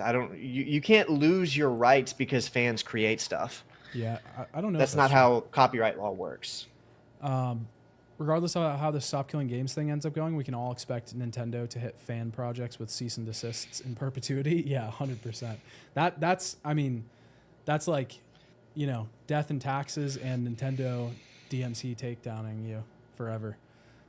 Yeah, Nintendo wants a tight grip on how you enjoy their products. 100%. Well, I think if you guys are interested in this, if you think it's a good idea, I would go take a look, educate yourself. If you're still like on the fence, Like I said, Ross is going to be releasing another video tomorrow. That's gonna Tomorrow, be he says. You can probably swing by his YouTube channel, and there it is if you want to go. Yeah, And he's got some other great content on there. If you like old video games, he covers a lot of stuff that like isn't even around anymore. he does actually. I was checking out his channel since this whole thing started, and he has some cool shit. Did you see the Legacy of Kain sword? I saw you. I think I saw you share it on Twitter. Dude, they're actually making a fucking Legacy of Kain, like the Soul Reaver sword. Where the hell is it? I think I think it's connected to the graphic novel. I would believe it. Yeah. I think it's part of the yeah, here it is. It's a 3-foot Reaver replica. And I believe it's part part of the Kickstarter. It's the graphic novel. Yeah, it's part of the Kickstarter campaign for this Dead Shall Rise graphic novel we've been talking about. It's launching soon. They're having a Kickstarter for it. I don't know how much I don't know what tier I'm gonna have to pledge to get this thing, but I'm fucking getting it, man. I need this. I could be wrong, but I think I saw that the guy. I could be wrong on this, but I think I saw that the guy who's writing the graphic novel has the Legacy of Kain like tattoo on his arm. Yes, yeah, I saw that too. Yeah. So I think, I think we should be worried because there is a big chance that this graphic novel will be like really true to the source material and like give fans what they want, and like that's illegal in adaptations and stuff. The Earth, it's the first Earth rule actually. It's not even just a US law. It's the Earth. It's an Earth law. Having a writer work on something that actually likes the source material, like that breaks some kind of like law of physics. Yeah. Like some Newtonian situation going on. A black hole appears and you get sucked inside. Legacy of Kain Blumhouse Netflix adaptation. That would fix it. That would correct it. Yeah, that would balance the scales to keep with the Legacy of Kain theme. That would balance the scales. It's got to be an inevitability. We have to have some garbage, shitty, like fan resenting adaptation released. Yeah. To balance it. Yeah, it does kind of feel like things are going like too good a little bit. You know, I'm like, wait, what's gonna happen? What bad thing are we gonna have? Because you know they announced a graphic novel with fans like running it and like. An indie publisher, Crystal Dynamics is involved. Remake seems like it's on the way. You can get a fucking 3 feet. And the thing that's so exciting about this too is that there's like so many, there's like not a lot of Legacy of Kain shit you can buy, like merch and stuff. Like there just wasn't ever a lot made. There is, I think there was a small run of figures that I've never really been able to find. I know there's some that get put on eBay and shit, but why did I literally just search Legacy of Kain? Yeah, there's like a couple figures that were made, some for Defiance, and then like this one literally for Soul Reaver. Even has the Eidos thing on it, and like I think this is unofficial, but I don't know who made that. But there's just not a lot. Mostly posables. This one's pretty cool, actually. But there just hasn't been a lot of stuff made for it. So getting to see like an actual legit big ass sword is awesome. You're gonna do hanging on your wall? Oh, dude, I'm gonna stab people with it. I'm going to stab people in public. No, that's in a video. You're gonna commit murder with it. Yeah. No, I'm gonna start reaving souls. I'm gonna start. There's gonna be people's souls inside that thing, man. When I'm done with it. There's no other way. But yeah, no, I mean, yeah, probably just hang it on the wall or something. Add it to the decorations. Early 2000s figures go kind of hard. Yeah, I mean, they do have a different aesthetic. I'm not a big fan of posables though. That's my thing. You don't like posables? What's wrong with posables? I'll get them if I have to. So I have one literally right behind me. I got the. I think I was talking about getting this on the show, and then I did end up getting it. I don't think I ever talked about it, but I got the Gorlukovich soldier from MGS2. Look at that. And he's got the little. Oh wait, maybe I should make this big cam so that people can actually see it. Yeah, probably. Yeah, it's a little Gerlukovich soldier. He's got the little red alert thing. It also comes with like a magazine that you can put on the ground and like have him looking at it. There's like a bunch of little attachments it comes with. It's actually a good figure, but most posables kind of suck. I have a Kai Arts Cloud from Final Fantasy VII figure that's like pretty bad. I don't know. They're just... You're going to tell me that a posable looks cooler than something that's like it's all one piece that you don't have to see the little joints or anything? I don't know. I'm not big on like collectible stuff like that. It's just seeing the joints, you know? Seeing the joints just it looks worse than seeing this one isn't that bad because it just looks like knee pads that he has on, but like you can see it's not focusing, but you can see the joints and it just I don't know, it doesn't look as good. It ruins it for you. Yeah. Yeah, it's not as much of a they're cool because you can do stuff with them, but it's not as cool to me. Wasn't a remake of MGS3 in the works? Oh yeah, of course. Metal Gear. Is it called Metal Gear Solid Delta? Just Delta? Yeah, I think that's what it's called. I think it's called Metal Gear Solid Delta. Yeah, Metal Gear Solid It Delta Snake might Eater. be called Metal Gear Solid Delta Snake Eater. Yeah. This is in the works. This is I don't know, next year maybe? I would venture to guess. What do you think? I mean, they've been pretty open about it. 2025 seems reasonable. Yeah, I don't think. Wait, when did Snake Eater come out? They might be trying to do a. Oh, I didn't even think about that. Was it? Was it 05? Oh, it's 2004. It might come out this year. Oh shit! Silent Hill 2 remake and MGS3 remake in the same year. That would be crazy. That'd be a bad idea. Yeah, it'd be terrible. It would be awful. Wife has thoughts on the Solid Snake Nendroid. I like it. It's cool. But they're kind of hard to find. I'm gonna be honest. I've gotten out of figure collecting lately. And I was talking to somebody about this the other day, and it's kind of just because, man, I have so many other hobbies that like one has to fall off anyways. And the thing about figure collecting is there's just such it's such delayed gratification. You want a figure, a new figure comes out, you pre-order it, you got to wait a year.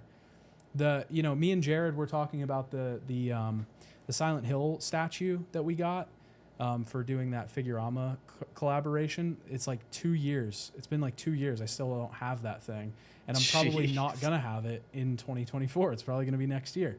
So like it just takes so long. And listen, I get it. It's the market. It's the way it works. It's the way that industry works and stuff. But I don't know if that's for me. I like to buy shit and just have it. That's kind of immediately. Yes. He likes instant gratification. 100%. Who doesn't? It would be different if I was like working for it. Like there are things I do for fun that aren't instant gratification, but I'm working towards something or I'm building a skill or something. With this, it's like I'm buying it. I should just fucking have it. I don't want to have to wait a year to get this thing, you know? Right. So it's become a little less appealing to me lately, honestly. Yeah, that makes sense. I like to have things when I pay for them. That seems reasonable. It's like you took my money. Now, give me the thing. Production update. We're a little behind. It's gonna be 2 years.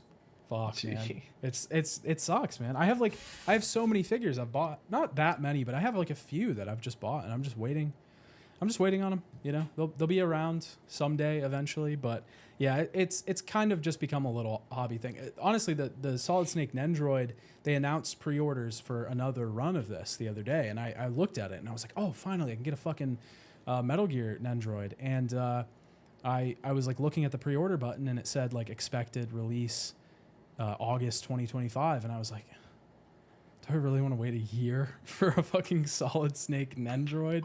Not really, man. You know, like it just kind of hit me all at once, and I was like, you know what? Damn. I don't know if I'm cut out for this. I don't know if I have the patience. It's rough. Yeah, I feel that. I am interesting point though is that I am feeling the pull to get back into skateboarding again. Interesting. So you have a prior history with skateboarding? I mean, I haven't done it really as an adult. I like longboarded for like a year just because it was a good way to give my dog exercise. I taught him to pull me on it really, really hard. So we would do that. We would run around and That's pretty cool. yeah. But Why don't you fly out to Japan and do a skate collab with Jared? yeah, we could play skate or something. No, I haven't skateboarded like actually since I was probably in middle school or like early high school. But I don't know. I just got back into like skating stuff because of the Olympics. I was watching the Olympics skateboarding the other day, and it was I was like, man, I want to buy a fucking board and go out there and try to shred. You know, sounds fun. Yeah, I skateboarded a little bit, but I was never very good at it, and it just wasn't ever like a thing for me, I guess. Yeah, I get that. The Olympics was good though. I watched it. It was pretty fun. You were a fan of the Olympics this year? No, just the skateboarding. Oh, okay. I'm Just not the watching. skateboarding Did you watch any of it? No, I'm not.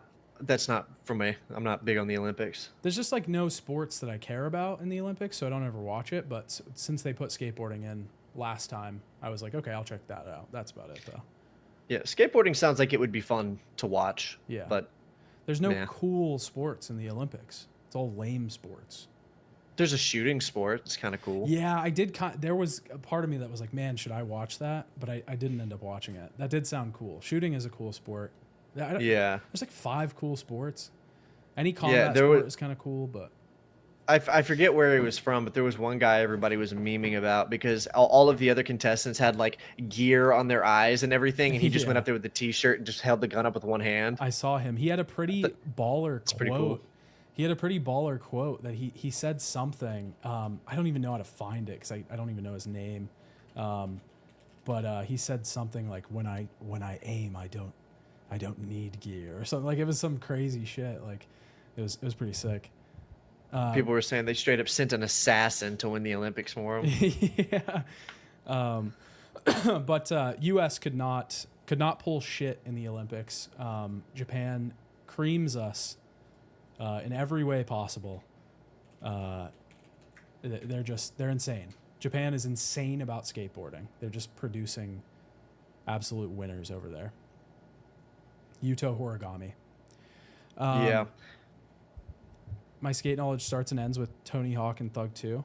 Yeah, I mean, We were just talking about that. Yeah, we were literally just talking about that. That's kind of where most people. I mean, the Tony Hawk series is kind of what made skating like mega popular when it was. Yeah. The thing about Underground 1, we don't have to go on a tangent about Underground, is that it wasn't just a good skate game, it was just a good game. Yeah. Like character creator, actually a pretty cool story, like cool environments. It was actually just a genuinely pretty good game.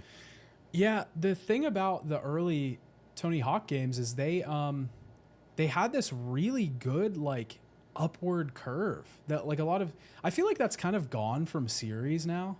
And I've been thinking about this too because of MGS, but it just feels like most series have a very like jagged curve in their releases, like good, bad, good, terrible, awful, bad, good. You know, it's like that. But I feel like there were so many games back then that just had a very gentle curve. Like every game just got a little bit better, obviously until they didn't. But like because before that, those games were just about like, ooh, I can unlock fucking Darth Maul or whatever. You know, like score as many points as I possibly can. But then like it hit an evolution and it I don't know. I feel like that's gone from gaming. Does that make sense? Yeah, and I think I know why too. It's just a theory, but I think part of the problem is that the amount of staff changes between games now. Because used to you would have 4 games come out in a series, and the staff would mostly be the same between games, and like the project leads would be either the same person or they would be someone who worked closely under the previous project lead. So the team was getting better. The project was getting better, and the people making the next game had just made the previous game, and now they're making the new one with all the same experience and with more ambition. Whereas now, fucking how many staff changes? You'll have 4 people in one position between 2 games, you know? That's I think... Oh, continue. Sorry. Go ahead. I was just gonna say, I think that's part of the problem. Is used to the team was progressing with the franchise, and now it's, it's just a gambit.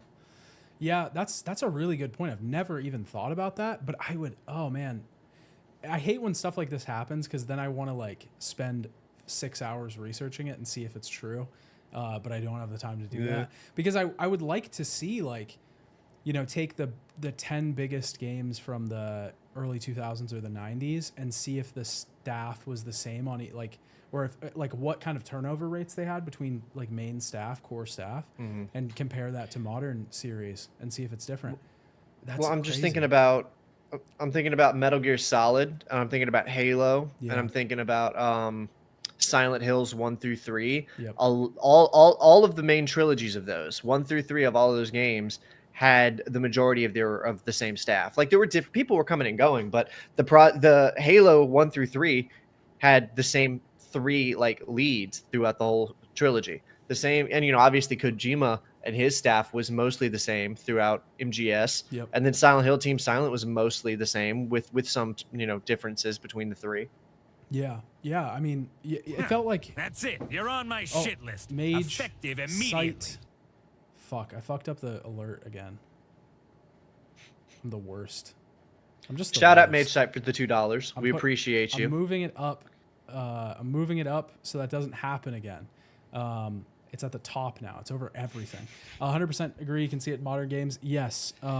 Yeah, I think it's a good point. Also, thank you for the 2 bones. We appreciate you.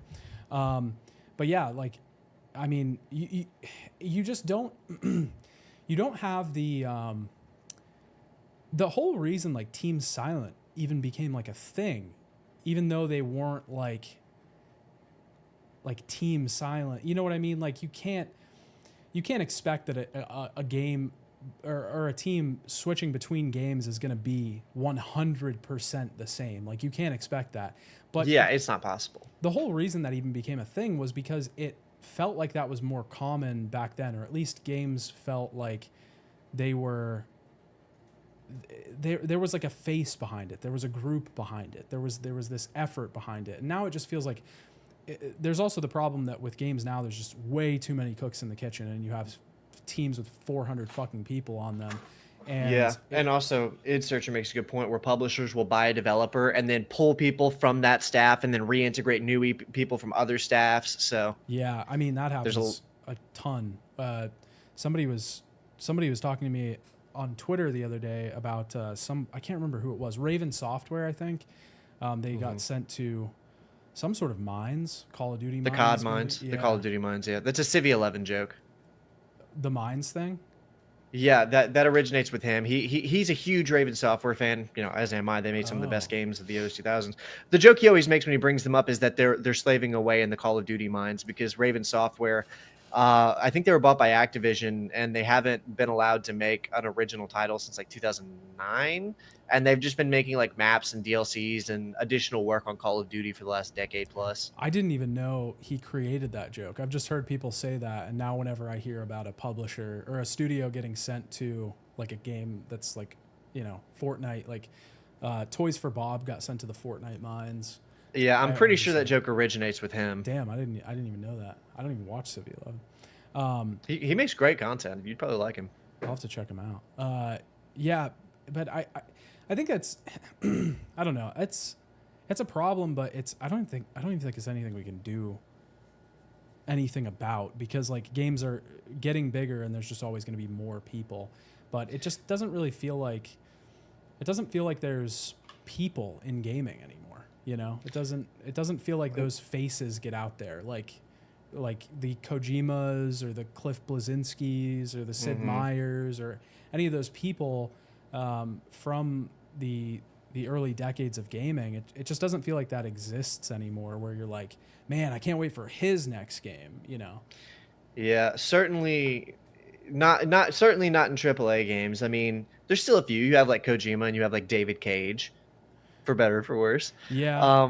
But the market is course correcting that though, because that's still happening. It's just happening in indie games now. That's true. Shouts out Jeremy Couliard. I will forever permanently look forward to every game he makes forever for eternity. Yeah, like the guy who did that game called Dusk. It was one of the early pioneers of setting off the boomer shooter like Modern Yes. Boomer Shooter, like new resurgence. The guy who Yes. made Dusk. A lot of people are like always looking forward to his new games and stuff like that. Yeah, I've actually watched interviews with him. Yeah, you're right. It has shifted to the indie scene. I don't know, but it certainly contributes to making the AAA market feel a lot more faceless now, though. It feels like companies rather than people, even though there are people behind it. I'm not saying those people shouldn't get credit. I think they should. I think they should be more out in the open and stuff. But And I mean, you still have people like Neil Druckmann. yeah, he was the one that popped into my head. I think he's like the only one left. I think Yeah, he's probably the only one of the modern generation.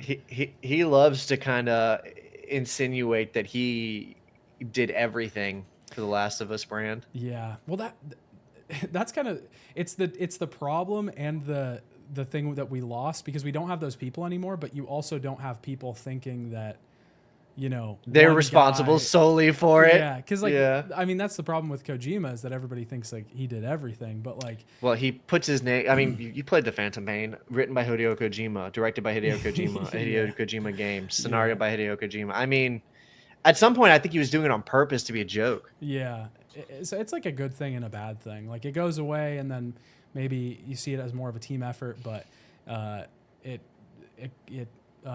you also don't get that kind of rock star video game kind of thing, anymore. Yeah. I don't know. It's weird. It's one of those things you just got to get used to, I guess. Modern gaming things. Just modern gaming things. We should just start- modern audiences We should make a hashtag.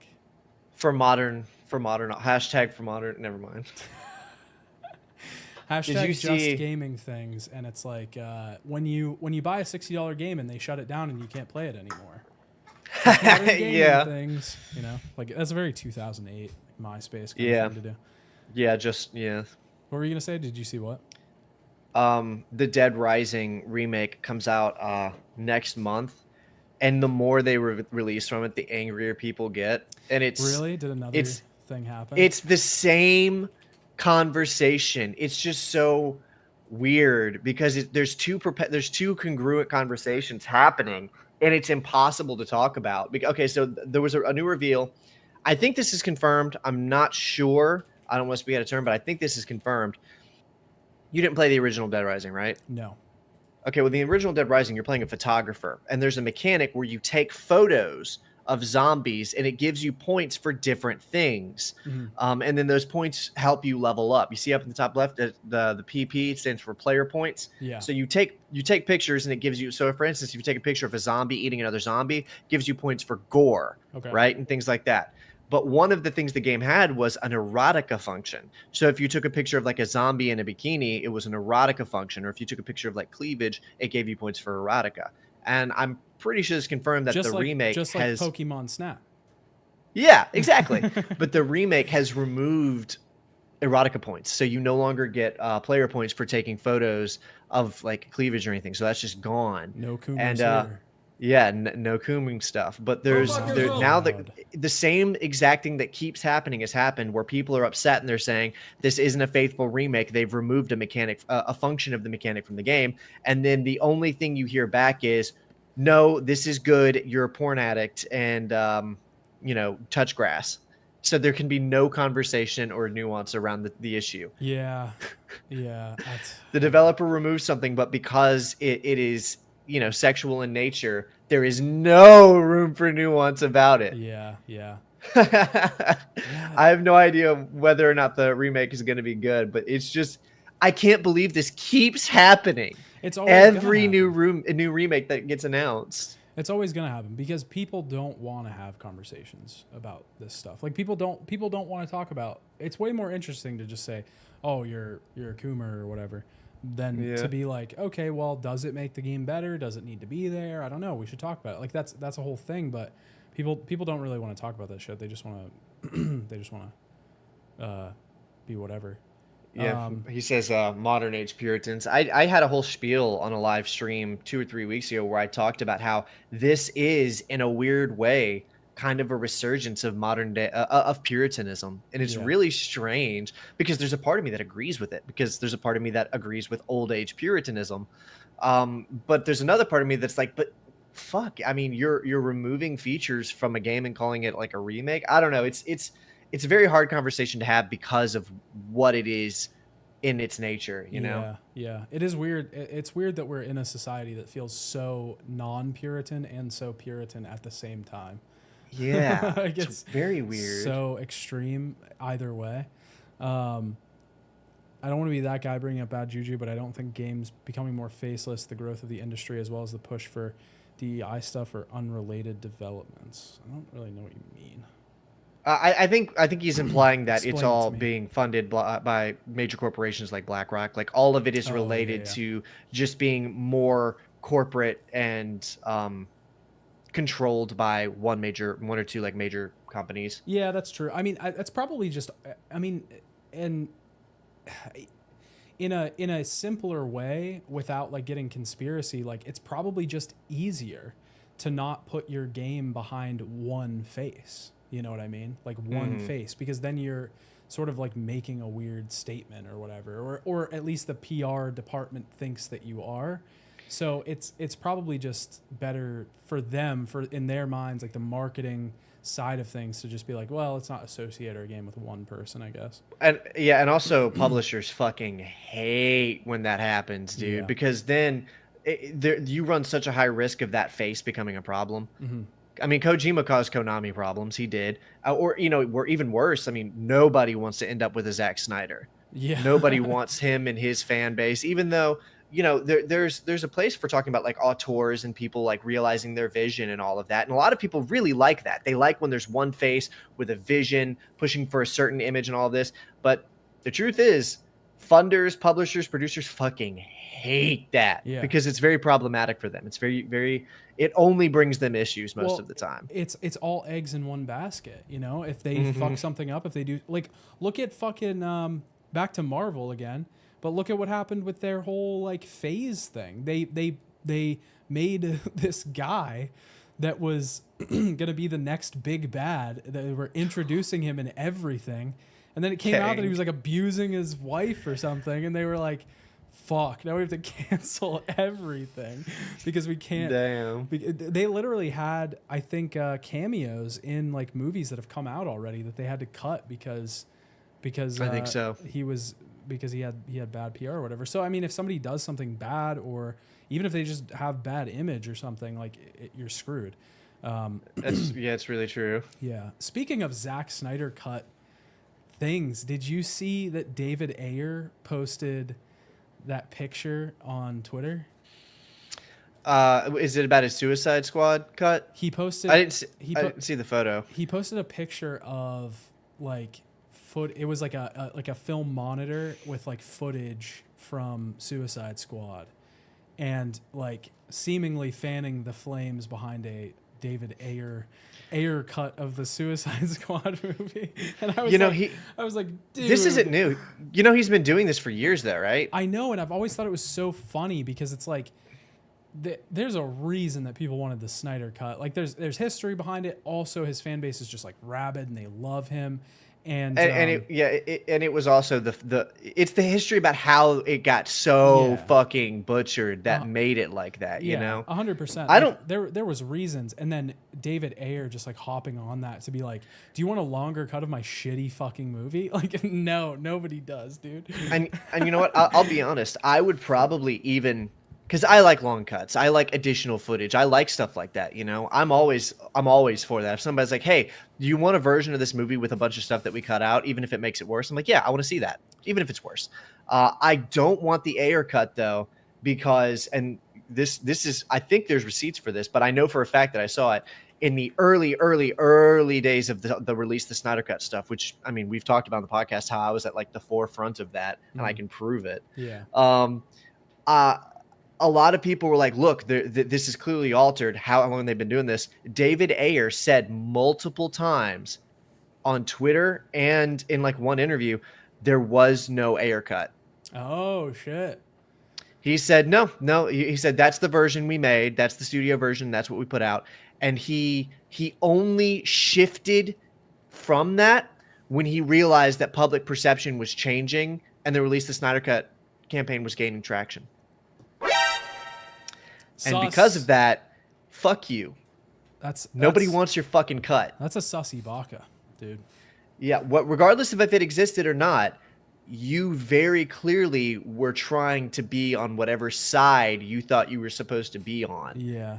You know? And Yeah. if there is an air cut, you don't deserve to have it seen because you were not willing to push for it at the beginning. Yeah. You just hopped on the bandwagon when you realized it was gaining traction. Yeah, I also just don't want it because that movie was dog shit. Sucked. And I It's don't terrible. fucking care about. And you know, I hate that because I'm a big fan of like Will Smith. I like a lot of Will Smith movies. You so said anytime that there's earlier. Are you? I didn't know you were such a Willy boy fan. Dude, Will Smith is like a big part of my childhood, William, man. you love William. Fuck yeah, dude. Damn, I dude, even with the slap shit that happened, I don't even care. I love Will Smith I forgot movies. about the slap. A lot of dude, there's even like bad movies, Will Smith movies that I'll watch because I know, okay, it's true he plays like the same character in every movie. Yeah. I'll give you that. But it's so fun. I'm not being ironic. I really like Will Smith movies. Have you did you see the new Bad Boys movie? I really want to. I really want to. I like the Bad Boys movies. I like iRobot. I know everybody hates that movie, and it's objectively probably not very good, but I like iRobot a lot. I'm a big Will Smith fan. I would have never expected you to be such a Will Smith fan. You know what movie I really like is fucking Pursuit of Happiness. It's a good movie. Fucking fantastic It's movie, a great dude. movie. That is such a good movie. Have you ever seen 7 Pounds? Yeah, I haven't seen the whole thing all the way through, but I have seen a bunch of it, and that's also dude, a really you cool gotta movie. finish it. The ending is the craziest part when they reveal what everything's about. It's crazy. It's a good Thoughts on Fresh Prince? Fucking part of my childhood, dude. I've seen the entire series through like twice. Love Fresh Prince of Bel-Air. Fresh Prince was great. I watched a lot of Fresh Prince when I was a kid. Yeah, me too. Also, kind of in the same vein, Martin. I watched a lot of Martin. Did you ever watch that? It's funny that you said after talking about Bad Boys, but no, I never really watched that. He's fucking he's the other bad boy. There are two. He is the other bad boy, and he's the other one. I also, kind of hot take. When it came out, I probably wouldn't like it anymore. But when it came out, I was a huge defender of Hancock. That's a pretty good one. I think that's a good movie. Everybody hated that movie, and I was like, no, this movie is fucking good. Well, why did they hate it? That's a fine movie. I don't know. It's not one of his better ones for sure, but it's not the best written. There's problems with it. I think it's time for Hancock 2. Oh, the movie with modern day fantasy. Oh, that was fucking David Ayer, right? Wasn't it? No, it was David Ayer. Was it David Ayer? I know that. It's just funny that we're talking about David Ayer because I'm 90% sure that was David Ayer. It was called Bright. I know that was written by Max Landis, though. Probably the worst scriptwriter ever. Yeah, it was David Ayer. It was David Ayer. It's just we're back with David Ayer again. I haven't seen it. That was a Will Smith movie. I said I already know I'm not gonna like this. Skip it. Yeah, it was awful. That looks fucking terrible, dude. Max Landis, friend of Red Letter Media. Well, not anymore. He did the bad stuff, man. Yeah, Max Landis is he was like the kid, or he's John Landis's son, and he. Nepo baby, got a bunch of jobs and stuff, and wrote a bunch of movies that were really bad. He was like Hollywood's hot thing for a minute. He made American Ultra with Jesse Eisenberg and Kristen Stewart, and that Victor Frankenstein movie and Bright. Like he was all over the place. He had a TV show, and then he did a bunch of bad stuff. I don't even understand how stuff like that ends up getting written. Yeah, it's just the weird thing about him was how he got popular was obviously a common way to getting a career in the industry is writing spec scripts. You know what? You know who he's very similar to? Adi Shankar. Oh, he's very similar I understand to that. now. The dark. What if we did a dark version of this kind of thing? What if we did? That was a lot of his stuff back in the day. He also did Chronicle, which was probably the only good movie he's ever done. But back in the on the internet, he would make a lot of videos about why Superman matters and stuff, and it was very early internet video essay kind of thing. But he was also obsessed with this dark, what if superheroes are dark, dude? You know, like that kind of thing. And it sucks because I like stuff like that, but it's always done so it's like cringe. bad. Yeah. But that his movies, a lot of his movies were based on like, here's the hook and that's it. Like that's the whole movie. Is this? There's a hook, and then the rest is just like kind of a formula. Yeah. Somebody says the Alan Moore effect. Yeah. Yeah, true. Very true. Homelander low-key an evolution of Hancock's whole superhero but jerk thing. Yeah, I don't think that's really comparable, is it? Because Homelander's like fucking psychotic, though. No, they're not comparable, but there is a case to be made about Hancock doing the like anti-hero superhero with powers thing like pretty fucking early, you know. Yeah, I guess so. Because that was like before that was a popular thing. That was not like a popular thing back then to have like a superhero that was like kind of a piece of shit and like doesn't he like punch a kid in that movie or something? No, he throws him into the sky really high, and then he falls. He doesn't like hurt him, but it's really funny. He beats a kid's head in with a door. Yeah, the car door. He murders a room full of children like Anakin Skywalker. Isn't it crazy that happened in a Star Wars movie? Yeah, that is crazy. That the main character of a Star Wars movie walks into a room of children and slaughters them all, and that just happened in a Star Wars movie for that George Lucas. Oh, George, they're making movies for kids, and then the main character is gonna slaughter a bunch of children. Again, it's like poetry, so if they rhyme. That was a pretty good impression, actually. When compared back to back, it was pretty good. Yeah. Homelander and Hancock have nothing in common. No, I get what he's saying though. I get what he's saying that it's like it was like kind of it did it before not the same thing, but it was kind of weird back then to have a superhero that was just like a dickhead and was like he was an alcoholic and stuff too. Like he drank all the time and I think he was homeless. He was just like living on the street. I think he was living with his friend for a part of the movie or something. Yeah. It's been a long time. Jason Bateman's in that movie too. Yeah, that's the friend. I'm pretty sure. Yeah, he has like a foundation that's like wants to put red hearts on everything or something, and then he puts a heart on the moon at the end of the movie. That movie's ridiculous. Actually, I need to go back and watch that now that we're talking about it. It's crazy. No, M. Night Shyamalan did not have an anti-superhero movie. He had more of a pretentiously done like filmmaker auteur's idea of a superhero movie. It wasn't an anti-superhero movie. Huh? Which one was that? Oh, was that Unbreakable? Unbroken, yeah. Unbreakable used to be my favorite movie of all time. I love Unbreakable. Really? Yes. That's crazy. It was my favorite movie for the longest time. It's still up there. It's still in top 5. If anybody ever says to me, which nobody ever has, but if somebody goes, "You want to watch Unbreakable?" I'm going, "Fuck yes, we're watching Unbreakable." I can't believe that. Dude. That movie's awesome. Do you Look, like it? I think that's a fine movie. I like the whole trilogy. I like Unbreakable. I like Split, and I like Glass. I think all 3 of them are fun. I didn't like Glass as much, but it's the campiest of them for sure. Mm-hmm. It's the weakest of the. I think Split was the best one of the 3, personally. Yeah, Split's really good. But I would never classify any of those 3 movies as like great. Dude, I thought I don't know. It's just kind of a weird. And I'm a Bruce Willis fan too. I like a lot of Bruce Willis movies. It's kind of a weird idea to just like really like make a superhero movie that's about a superhero in the most realistic way possible, and like almost never show them using their superpowers until like that fucking tense ass scene in the house. Like I don't know. It's kind of cool and can like, dude, as such a big Unbreakable fan, I cannot tell you how shocked I was when I saw the end of Split. Like really? Yeah. Did you not know going in? No, I was just watching Split because I heard it was good, and the fucking reveal, dude, I was like, yes, let's fucking go. Yo! Unbreakable. I kind of I like that movie, but I kind of agree with Mike Moore's comment. Nothing fucking happens in that movie. Yeah, I mean that's fair. That's my kind of like favorite movie though. Like I don't know. I don't know. I just kind of like movies where nothing happens. That's kind of my thing.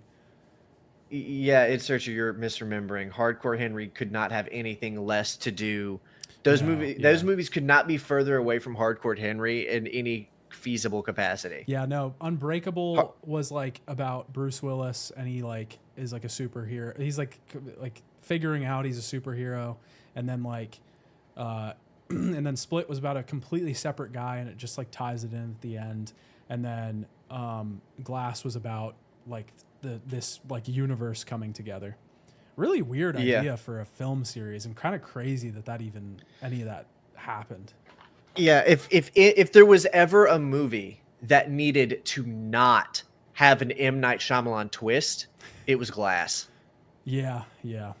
That ending where it's like, actually, we were a secret society of villains. Yeah. That was the worst possible way to end that series. It sucked too, because I was so excited. Like when that was announced and everything, I was like, oh, well, like it's happening. Like this is happening, and this is the craziest fucking thing ever. And then it was just kind of disappointing. I was like, damn. Well, it just completely undoes like the whole point of the entire trilogy, which is like, what if like these superheroes, what if like superhumans do exist in the real world, and like we've forgotten about them, and then it's like, actually no, this is the most comic book ass thing imaginable for an ending. yeah, just it got rid of that idea entirely. Are you gonna watch Trap? Maybe.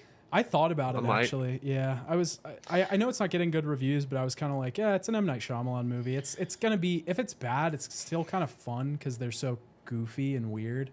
That like even when they're bad, they're still kind of, there's something to make fun of. If it's not a good M. Night Shyamalan movie, then it's usually like kind of campy and dumb. So those are good movies to see in theaters generally. It's not a bad idea. It seems like it might be a fun like date night theater movie. Yeah, I still need to go. I don't know how much longer it's going to be in theaters, but I need to go seeing Twisters, man. I gotta see Twisters.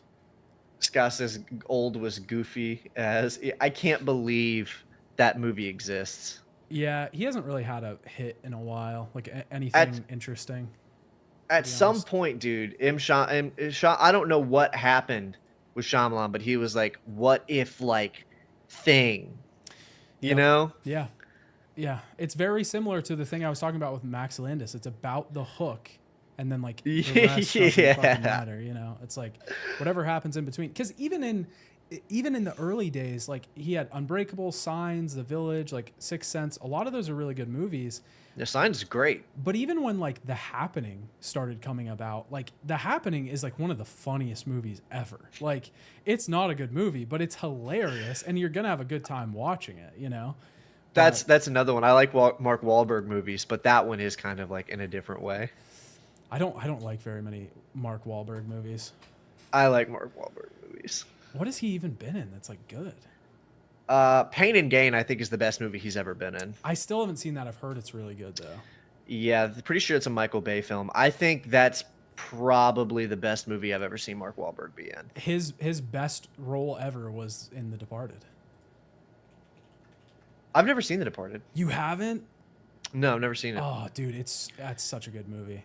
I've been told many times I need to watch it. That's his best role ever. It's just him doing a Boston accent and screaming the whole time, like, and just yelling at people and cursing them out. It's the best thing ever. I don't think it gets more Mark Wahlberg than that. No, that's like his quintessential like role. It's just he's just screaming and being a Boston guy. Okay, you want to wrap this up? Yeah, we can wrap it up. It's about time. All right, what do you got coming out? My retrospective on Budokai Tenkaichi 3 came out 2 hours ago. So 7 o'clock tonight, it's out. So you can literally go straight from here to my channel to watch my new video on Dragon Ball Z Budokai Tenkaichi 3. It is right there. It is here. Go watch it. Go check it out.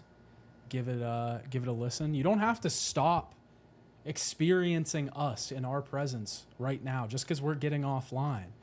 Doesn't mean that you need to do that. You can continue to hear our beautiful voices and listen to us yap. And I feature 2 guests in that video that you can also hear from. Very interesting. Okay, nice. I have nothing coming out this week. I just recorded Metal Gear Solid 4 today, and that'll be out next weekend. And you can look forward to that. I'm also working on some like Patreon stuff. I'm going to try and make some extra content for the Patreon. I had an idea for a little low effort kind of series I can do for the Patreon so that people can have some stuff to watch over there. So keep an eye out for that as well. And as always, we'll be back here next week, 7 p.m. Eastern Standard Time. So don't miss it. That's correct. Bye.